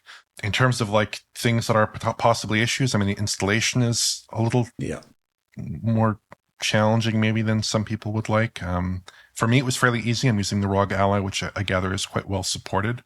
It's very, very popular, obviously, very well supported. I don't think there's the potential to brick anything, but if you do run into problems in that installation process, I get the sense that you might have some difficulty with getting that device actually to install Bazite correctly. But for me, it was not too difficult. It's not that much more difficult, honestly, than installing Windows on a Steam Deck. And the inverse situation. But yeah, I mean, it's very, very good. Very, very good. I'd certainly recommend it to anyone who wants to give it a shot. But John, I would recommend one more thing in your Windows handheld What's journey, that? possibly, and also maybe your Steam Deck handheld journey, which is maybe to try out local streaming with Moonlight and Sunshine, Right. because that's personally how I've been gaming a lot on those devices these days. I actually do not play very many games natively. I'd rather just boot into Steam Big Picture mode using Moonlight with the game running on my Windows desktop with the high-end CPU and GPU combination there. Doing 120 hertz streaming or 90 hertz streaming basically flawlessly to either device. Running games at those That's awesome. frame rates at 120 FPS, 90 FPS, maxed out settings. A lot of games can run very well on a higher end system. Obviously, they're not going to run nearly that well on the device itself, right? So that's a huge trade-off. And actually, image quality is great. I'm running it at, I think, 150 megabytes per second, I believe, on those devices. You get a pretty big, pretty nice level of image quality there. And latency is not too much of an issue. And I think to whatever extent there are increases in latency, they're offset by being able to target much higher frame rates than you would on the device itself. So yeah, I mean, I think that works very well. It works reasonably well in Windows, but I think in SteamOS, possibly it runs even a little bit better because you can just open it just like any other app, close it like any other app. You don't end up with any weirdness, full screen problems. I also noticed some frame pacing problems in Windows with Moonlight that I did not notice in SteamOS or in Basic, which is not SteamOS, but it is basically SteamOS. Just a way smoother experience. So yeah, I also think I said 150 megabytes per second. I think it's 150 megabits per second. Just a slight difference. But I mean, the image quality is, in most games, in most circumstances, it is so close to native as to not really be significantly different, in my view. It is a very high level of image quality. If you're doing 1080p 120, for sure, on something like a ROG Ally, looks very, very good, very, very smooth. You're not going to see any kind of compression artifacts. It looks very good. That's awesome. Cool. I guess that's it. That's all we've got news-wise for you this week. So let's move on to supporter Q&A. This is the part of the show where every week I put up a call for questions on our Patreon, asking our supporters to basically ask anything they like and to comment on the various topics we'll be discussing. And, in terms of questions, we choose the ones which we're best equipped to answer within the confines of this show.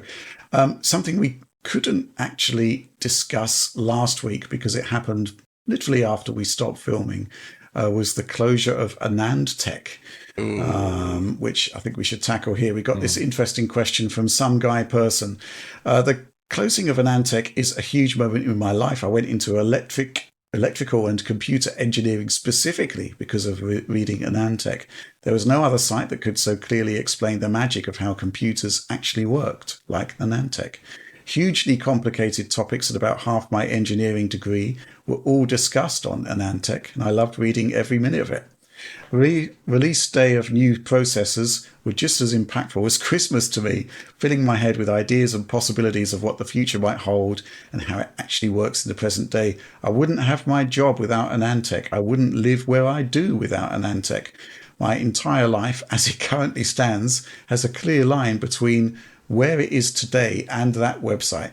It's clearly not a bright day with the closing of Anandtech, but I see a lot of the same magic and passion from the DF team, which is partly why I'm a Patreon member. I want to help ensure your future so I can see how the latest and greatest tech works and what the future holds for all this technology. If someone cares about making journalism like this last for years to come, please help support DF on Patreon. I hope you guys could really dig into more technical and specific topics with your PC benchmark suite to help educate the audience and developers themselves. Hopefully your passion for the work you do shines through your content and encourages another generation of engineering talent from your work.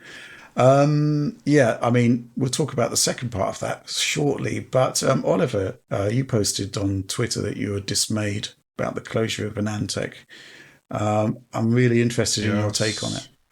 Yeah, I mean, going back is almost as far as I can remember, at least to 2007 or 2008, I started reading Anandtech, and I mean, I really prioritized reading it over other publications that covered similar topics because of the level of detail they would go into and the understanding they displayed, especially when, back in the day when Anand was running the ship up until 2014 when I believe he left. And I mean, even subsequently under Ryan Smith, I mean, they've just been doing a tremendous job covering new architectures, new products. I mean, I especially enjoyed their analysis of new Apple products and of new CPU architectures. It's just such a shame they're gone. I mean, I honestly don't know, because it just feels like it's leaving such a hole in the computer analysis space. I don't know exactly what will replace them. I mean, Ian Cuttress has a YouTube channel, Anandtech journalist there. He has a YouTube channel and he has a new website and stuff like that. And that could certainly cover some of the gap, but I just don't really know of any other publication in terms of really in-depth hardware analysis and coverage of specifically microarchitectural features and things like this. I think it's just a gap that might persist for a little bit. But yeah, I mean, my go-to whenever there'd be a new product launch would always be Anandtech. Whenever a new iPhone would be announced, I'd always trust that Anandtech would have a good seat of the pants kind of impression of exactly, okay, what process nodes are they using? What new technological aspects of this product should we think are interesting? You know, and I just think that they're just so steeped in the hardware world and they had so much understanding, and their journalists did such a terrific job. And it's such I think a great failure of the model of tech journalism that a site like Anandtech, you know, I presume, was not profitable enough or profitable period to survive, because that seems like a pretty lean outfit. They did tremendous work. They did really stellar, one-of-a-kind work in some respects on covering new CPU architectures and things like that. So I don't know. I think it's really unfortunate. I hope all those guys land on their feet. I hope that there is some kind of new site or addendum to an existing site or existing publication that will encompass some of that work, so that I can continue to get that level of quality that really, I think, only Anandtech was able to consistently provide in some of those subject areas. Yeah. Did you have much of a view on this, John? Because it's not really your primary. Oh no, I've long read Anandtech stuff, more so in the past than these days, I guess. But maybe that's part of the problem. But yeah, they're extremely meticulous takes on hardware is something that I don't think anybody else is really doing at this level. And it's like there's so much information that has come from Anandtech dating back decades. This is a gigantic loss for us. And they did not specify specifically, I guess, why it shut down. I guess we can assume that Future Publishing decided to close them down. Is that fair there was to say? a video from Ian Cuttress which basically went into a lot of depth about stuff that wasn't covered in the exit statement. But it was essentially that, from what I can tell, it's at least from Ian's comments, was that it wasn't really a great fit for the, you know, they found it difficult to slot into the Future hierarchy. And there wasn't really much sort of innovation and change over the years. So, you know, the Anandtech that sadly left us last week wasn't really fundamentally changed from, you know, many years ago. It was finding it different, and obviously the amount of content that was being posted was becoming sparser and more thin on the ground as well. Mm-hmm. There seemed to be a lot of issues there, but carry on. No, I mean, yeah, that's kind of gets to my concern though about like the survivability of traditional websites like this. Like this, the fact that this had not evolved is one of the reasons I think it was so good, because in many ways, I would argue websites have become worse in the last like 5 years. They've become so optimized for the smartphone experience and just these giant lists of endless content that's just you're just supposed to keep going through, right? And it's just the logic and like just the feel of using it is kind of gone. It's not what I like anymore, which is why I've largely moved away from most of those sort of modernized websites. I just don't feel like the design is conducive to a good reading experience, and Anandtech kept that. And I'm sad that that's not a viable model, because they were a big name in this space. And it also makes me kind of resent Future. I have to say, like that they couldn't find a solution to this. It just I don't know. It has that typical short-sighted corporate nonsense that we're also sick of, like kind of like emanating from the background. You know what I mean? And it's just, it sucks. Well, I think the route forward would have been full independence and Yeah. Patreon, frankly, because the reason it's not in existence anymore is because they couldn't make a business model work for it, and ultimately, people need to be paid. And maybe the running costs, maybe the salaries, the number of people working on it, maybe that was all just too high. I don't know. Then I don't know, man. I really don't know. I never hear people say positive things about Future necessarily. So I don't know. This just sort of adds to the bucket of mess that they've continued to make over the years. Okay. Yeah, I mean, what can I say? I mean, I think we first started to actually take PC a lot more seriously on Digital Foundry in 2012. Yeah, I think the first sort of editors' day I went to was GTX 680, which would have been March 2012, if memory serves correctly. And, ultimately, it was early days, and you would look to the greats to see how this sort of reviewing stuff is done. First order of business would always be to go to Anandtech, right? Because they were kind of like the definitive word on hardware performance. And, from there you start to learn. There were some things in there which in Anandtech which did always sort of strike me as rather odd. For example, their CPU reviews, the gaming benchmarks would always be virtually the same for every processor, which, just highlights that it's probably a GPU that you're effectively testing then. But ultimately, the methodologies improved. How could I say this? Anandtech was the start point, right, for pretty much everyone in the industry, as far as I was aware at that time. And to see them sort of diminished over the years has been sort of troubling, and to see them gone is really disappointing. What can I say? I honestly think that, Ryan Smith and what remains of his team should possibly consider starting their own thing and consider Patreon as the way to do it. I think that there's enough goodwill in the world for that particular brand to see it brought back. And I hope that does happen, or something like it. It's really disappointing to see the staff were like, okay, effectively appealing for jobs on Twitter in the wake of the closure. It's kind of like worst case scenario, really. Going back to some guy person's comments here about Digital Foundry, and this is exactly why we have our Patreon, because let's just say that we're not a commercially minded enterprise, not by design, but just the way things have kind of worked out over the years. And it basically means that we are reliant on support via Patreon to actually have a viable business, which is kind of scary, but at the same time liberating in a way, because it means we don't need to do a lot of the stuff that other people are doing. In terms of our plans for PC, which some guy person's alluding to here, yeah, we're looking to revamp the way we do benchmarks. We're looking to revamp the way we do reviews. And I think that's possibly one thing that you kind of have to take into account when you're running a tech-based website, which is that the pace of technological change in this market is astonishing, and you have to keep up with it. I don't think we have kept up with it fully. I think we've made some big strides. I think we've embraced the fact that features are actually really important in terms of PC gaming.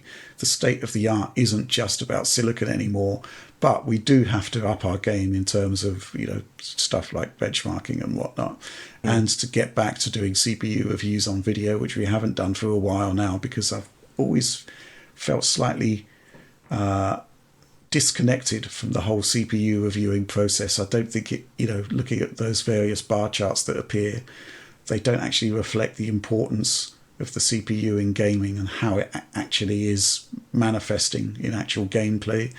That's something we need to work on. But yes, ultimately it's about recognizing that you've got to adapt, you've got to change. I mean, I've been in this business for like 34 years now, and that's the reason I'm still in it. You've got to evolve, you've got to do better. And I think it's unfortunate that Anandtech wasn't given the resources to do that. I do wish the team well. I do hope that they consider their importance and their authority, and the fact that there is a lot of people out there, myself included, that would support them directly in any venture that they choose to go to consider. I think that's all I've really got to say about that. So let's move on. Okay, next question. This one from Horsell. Where does the DF team see Microsoft in 15 years? No more hardware, games as a service, plus tiers for performance levels on the cloud? Sounds a bit nightmarish from everything I'm reading so far. Will I have access to digital games that I bought, or have I bought a license that can be revoked? Do they need to do more with the Play Anywhere approach? My purchasing habits on the Xbox Store are starting to be based on it, as I know I will have a PC version as well. Why isn't the Master Chief Collection part of it?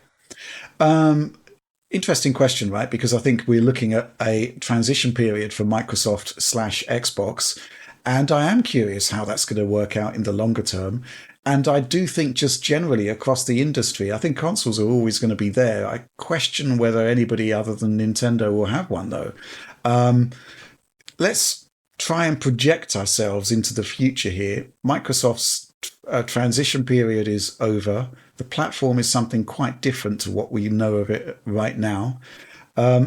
What does it look like? What do we want it to look like, Oliver? 15 Yeah, years. I mean, you might as well That's say a 5 or 10. horizon. It's much the same, I think. You might as well say 60 years. I don't know. I can't predict that far, especially with machine learning and the changing fortunes of console hardware and the economics of game development. And I think you can observe trends maybe 5 years or 10 years at most. I mean, 15 years is so long. But if I had to guess, I think it probably does involve some homogenization of their platforms into one platform, maybe that you're buying a Microsoft game and not a Windows, Xbox, or cloud game. And maybe in the future that also includes other console platforms like PlayStation, who knows? I think if they had a very successful console outing, maybe their goals would be a little bit more focused on that. But I think there probably is some degree of homogenization and to try to bring their platforms together. But yeah, I think there are a lot of questions about where game development goes in the next 5 to 10 years. I think that some things probably change in terms of the way that games are budgeted, in terms of the way that machine learning plays into that. But I also think that Microsoft is in a good position, just speaking abstractly, because they have gigantic R&D budgets. They're one of the most valuable companies in the world. They have all kinds of technologies, I'm sure, that are in the works. And I tend to think that they're well positioned. If you look at the progress of technology and where they are positioned with Windows, where they're positioned with most of their products, frankly, I think they're really in a good state to take advantage of those technologies. And presumably those technologies do have a large gaming application on the production side, and then also in terms of what you can do in real time. I think that's probably true. So I think that the future is to bring all their various brands for gaming under one roof, and to deliver that to people in a format that is a little bit more straightforward than the format that they're currently being served in. But beyond that, I mean, I don't know. 15 years is so long. I don't know what 15 years looks like anymore. I don't know what that looks like. John? Yeah, same. That's such a difficult thing to answer, right? But I mean, I assume by that point Microsoft will have become, more unified with this, where it's like Xbox is no longer a thing in the way that it is now, and it will have essentially become part of the PC platform. And assuming things go to plan, they will basically just be one of the biggest, if not the biggest publisher in the world, releasing software all over the place. But I do think development practices are going to have to start to shift at some point, because games are just taking too long to make now, too much money invested. It's just, the current trajectory feels unsustainable, and I'm curious if we'll actually see a shift. Well, the path to sustainability is to basically make the game available everywhere, or as close to everywhere as you can. I'm sure that the problem is that only just postpones the inevitable. Exactly. So man, these types of questions are so difficult to answer. Well, I think they're committed to the next console generation. We can assume the same from PlayStation, right? So, that takes us well into the next 10 years. The question is what they're going to do with the platform itself. And, obviously the stuff that we're talking about continuously, it seems, about some kind of merging with Windows, or at least some sort of way for the Xbox platform to sit alongside Steam everywhere on a plethora of PC hardware. It seems to be the route forward. The question is really, where your existing digital library ends up. Is it just going to be on consoles? Is there some sort of way to bypass any potential licensing issues and move your Xbox console library onto PC? Don't know about that. Love to see it. I do think there needs to be a cleaning up and a homogenization of the platform, because why isn't the Master Collection play anywhere? It doesn't make sense. Master Chief Collection doesn't really make sense, right? It should be standardized across the whole Xbox platform. Yeah, I do think that the concept of actually owning a game digitally is something that might be tested at some point in the next 15 years. But I think that ultimately the concept that you buy a license that can be revoked will probably be tested at the sort of state level, even the EU level, and I think there'll probably be some sort of settlement there that makes it possible or impossible for them to do revocations. I think that's my take on it. The EU seems to be getting awfully involved in gaming relative to what's happened in the past, and as are the sort of anti-competitive agencies that are sort of looking at all of this stuff. I think Xbox is going to be about, simply by virtue of the fact that, it's Microsoft, and they are effectively at this point surely the world's biggest games publisher, just by virtue of the fact that they've got so many games and studios and things like Activision. So yeah, that's kind of my sort of reading of the tea leaves. Potentially exciting. I just question the future of the console within a sort of 2-decade time span. We're already seeing how difficult it is to make new consoles that are not actually quite expensive. I think that situation isn't going to improve. Okay, next question. This one from Garten Reiser, and I think it's another Microsoft question. Microsoft said their next console would be the biggest leap in performance ever. What if Microsoft just licenses the brand to other manufacturers, as you previously suggested, and they hope that someone manufactures an Xbox with an RTX 6090, and that's how we get the biggest leap ever? I mean, that's potentially something that could happen, but that doesn't tie in with Microsoft's specific claims that they've been making for the next console generation, which is that they're in on Gen 10. They're making a Gen 10 console. The extent to which it might or might not be PC-like in some regard, that's totally up in the air. But I think we need to accept that they are going to be making this machine and not just letting ASUS stick in a liquid-cooled 6090. Yeah, but what about in 15 years? In 15 years, good question. Xbox could be something much more ephemeral at that point. And as I said, the future of the console is certainly up for debate after Gen 10. Oliver, any thoughts? Well, zooming out, I think it could be possibly a combination of what this individual is suggesting with the Xbox 6090 edition, and then also some interesting new software combinations. Like, I think when you look at a device like the PlayStation 5 Pro, personally, I'm not excited for the PlayStation 5 Pro because it's 45% faster, apparently, in the same workload. That's not why I'm interested in the PlayStation 5 Pro. Why I'm interested in that console is because of the combination of new machine learning techniques and greater RT acceleration and how that opens up new possibilities, right? I think it's probably substantially similar on the Xbox side of things in terms of what Microsoft is suggesting here, because I think if you take that basic paradigm and extend it to higher end hardware, you could see that go even further. You could see it go much further. But in terms of it being the largest generational leap ever, I think I'd still be a little bit skeptical, because when you talk about some of the more fundamental transformations in gaming history, like the transition from 2D to 3D consoles, or some pretty epochal hardware gaps, like the gap between something like a PlayStation 1 and an original Xbox, I think it's hard to imagine a similar increase here. Not just in terms of, what percent is it faster, but in terms of what new experiences is that new hardware enabling, beyond just like show me a prettier image. When you look at something like, something like Halo on the original Xbox, something like Grand Theft Auto 3 on the PlayStation 2, you could not have achieved those in earlier consoles, right? Just flat out, those were not in steps in the same way that those games were delivered. So I'd have some questions about that, but I would suggest it's probably a combination of that, potentially that 6090 infused system, and then also lots of interesting new hardware techniques and machine learning potentially on the platform side. Okay. John? I'm still, Oliver, you kind of touched on it there by mentioning like GTA 3 and Halo, and I feel like that sort of expansion of what's possible in the realm of games kind of can't happen anymore. Like it's just beyond that point, right? Like so that's why this whole like the biggest leap ever thing always kind of confused me, in the sense that like, what are they talking about? Are they even actually talking about like games in the traditional sense? What is this referring to?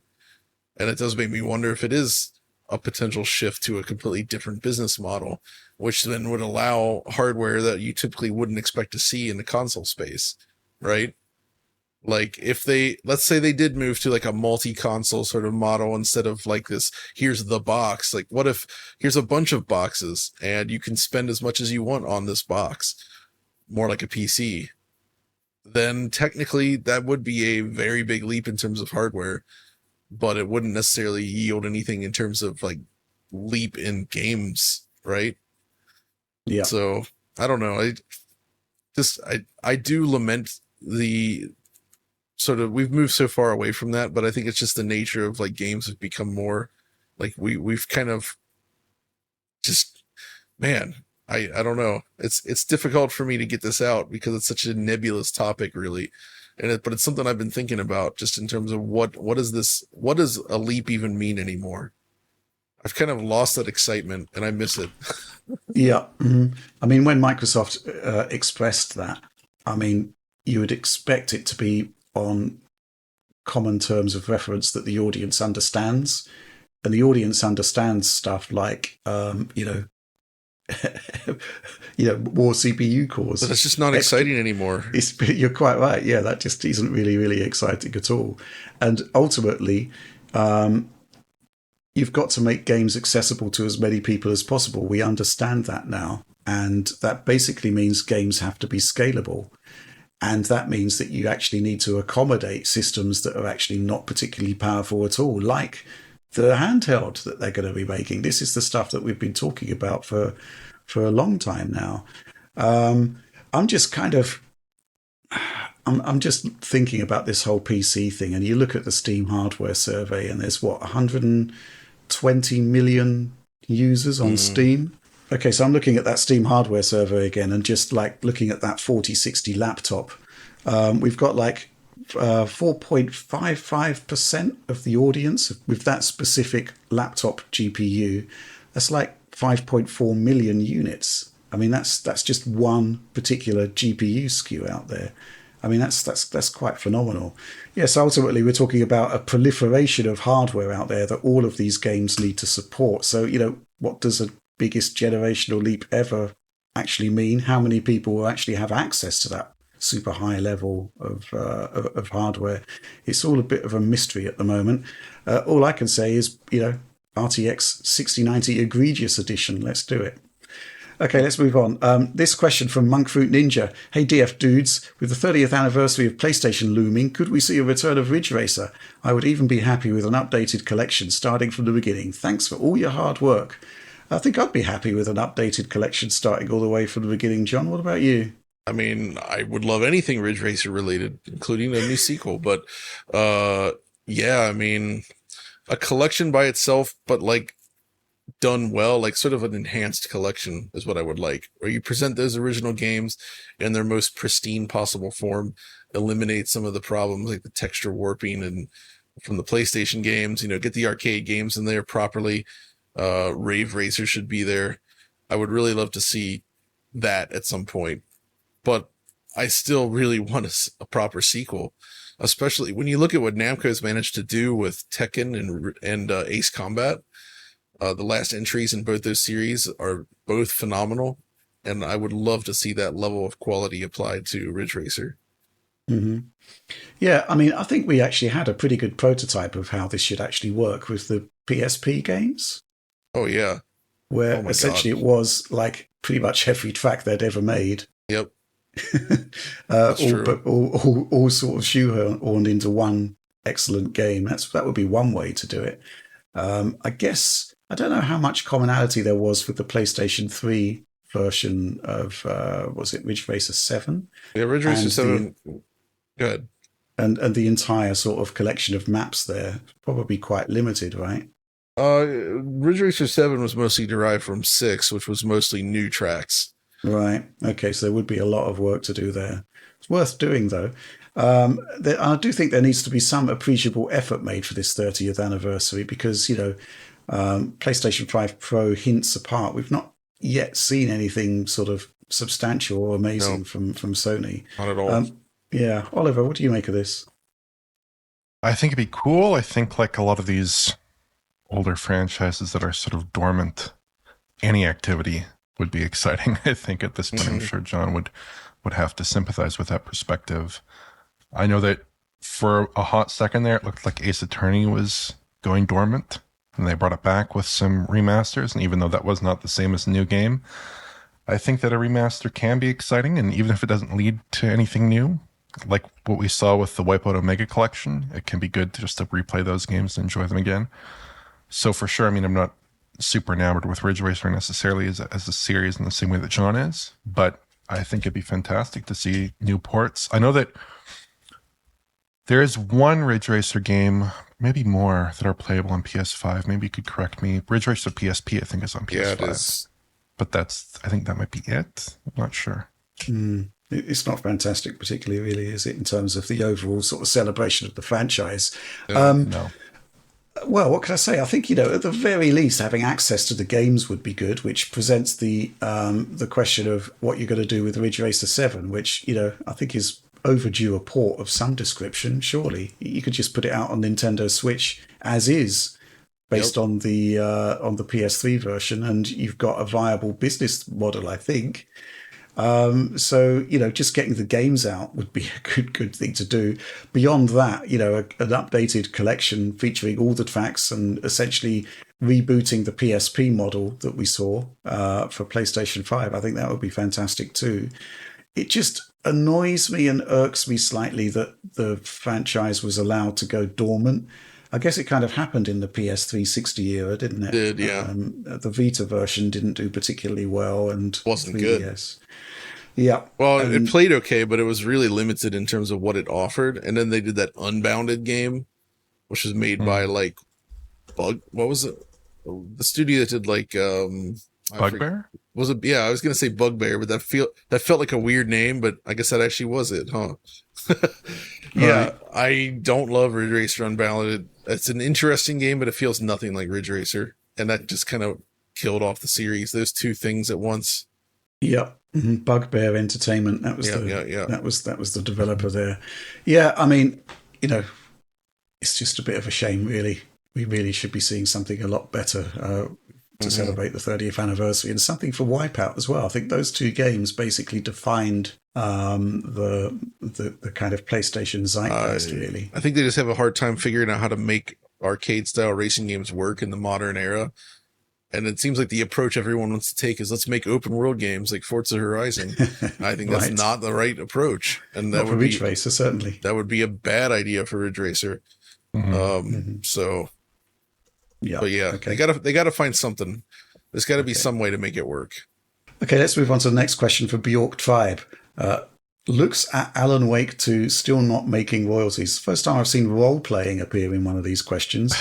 But let's crack on with the question. If this incredible game is not profitable after almost a year, how can any investor group take any reasonable bet on a $100 million game that isn't a live service money printer or an established and beloved franchise?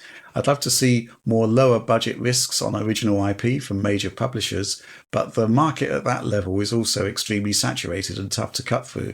What is a major studio to do, Oliver? I mean, first of all, live service is very risky. If you're talking about making $100 million bet on a new title, obviously we've seen that with Concord recently and other titles.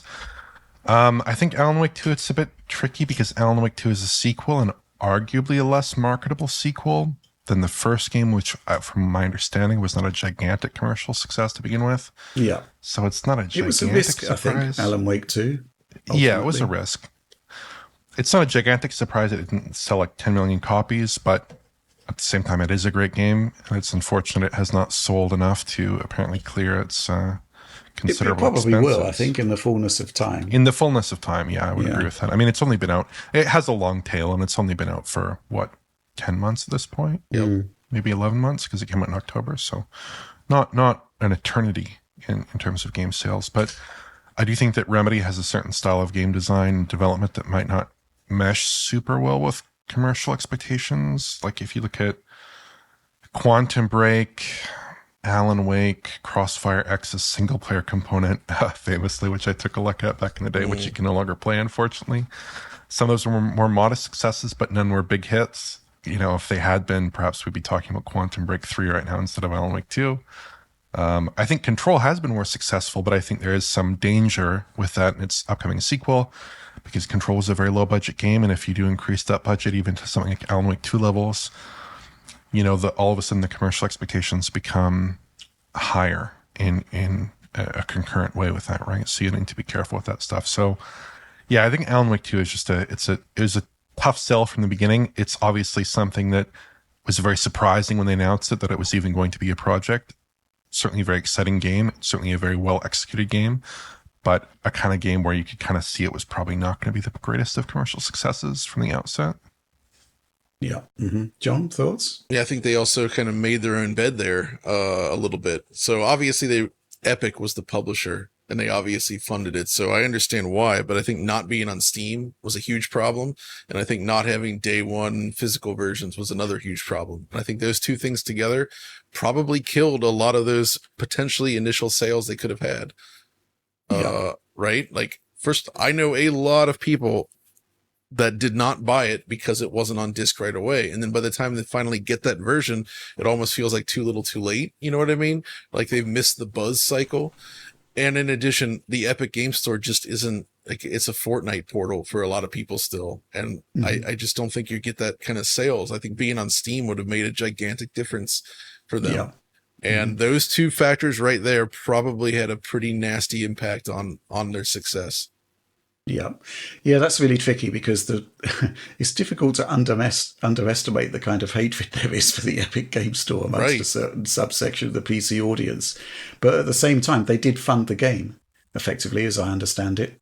So it's definitely a tricky situation there, right? So, I mean, if they wanted to make that money back as a publisher, you'd think they would just go ahead and do Steam as well. But I guess it's more important to them to keep it as an Epic Games exclusive thing, even if it ends up hurting the success of the game itself. Yeah, they've cut new deals recently. Is it Annapurna for Control 2? Yeah. So, you know, clearly Remedy are looking to sort of change up the situation with future development. But at the same time, you look at Control, which by all accounts was an outrageously great success for Remedy. You know, not to sort of awesome degrees, but certainly a very comfortably profitable game. I think there's probably still more to come from the original Control. Surely we've got to see a Nintendo Switch 2 version. But yeah, that's kind of the way things work out. I'd love to see, just going back to Bjork Drive's question here, I'd love to see more lower budget risks on original IP from major publishers. I guess we should see that, right? But, you know, it's Astro really... Bot. Yeah, I guess that's a pretty interesting example, but that's still, you know, a substantial... I don't think it's... is it a lower budget risk? I guess so. I don't know.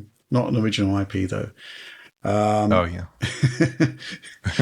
Yeah, what can I say? I think there is obviously routes forward. Control has proved it. Let's see what Remedy comes up with next with Control 2 and its other titles. Alan Wake 2, though, I suspect it will probably be fine in the long term, just as Control was.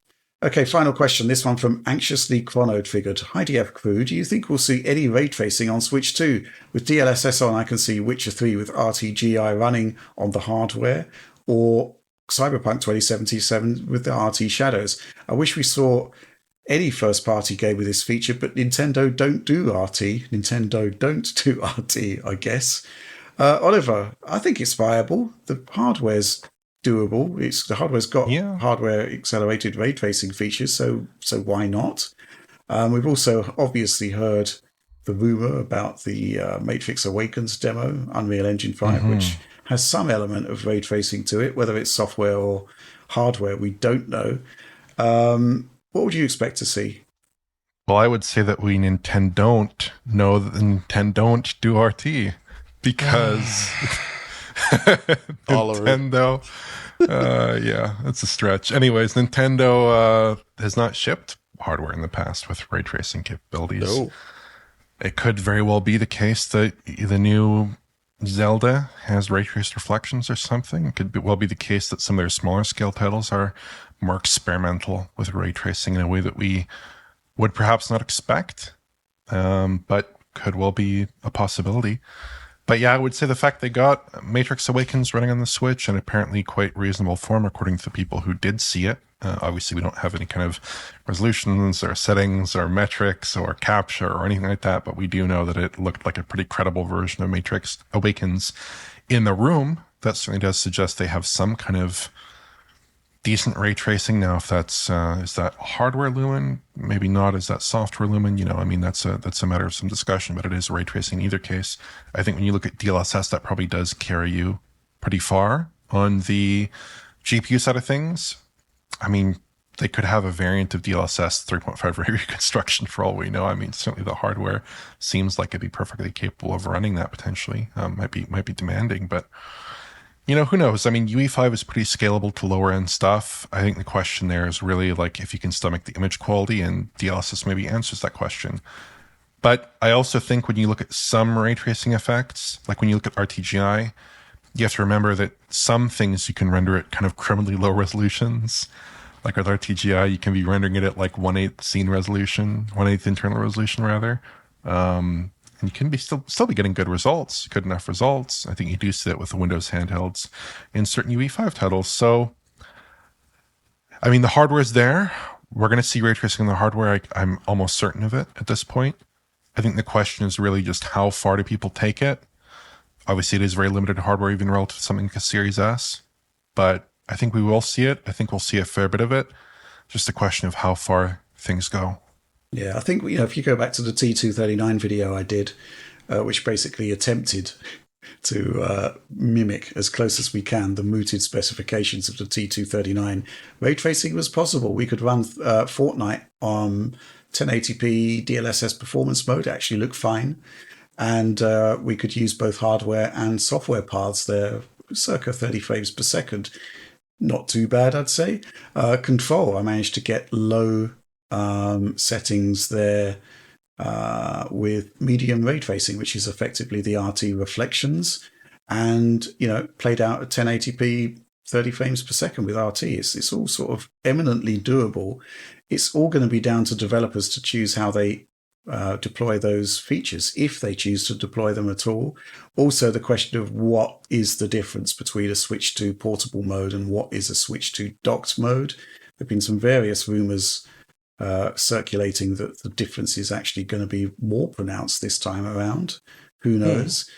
So, yeah, interesting stuff. I'm not sure RTGI on The Witcher 3 is viable, bearing in mind how heavy it is on existing consoles, and the fact that I don't think they did it at all on Xbox Series S.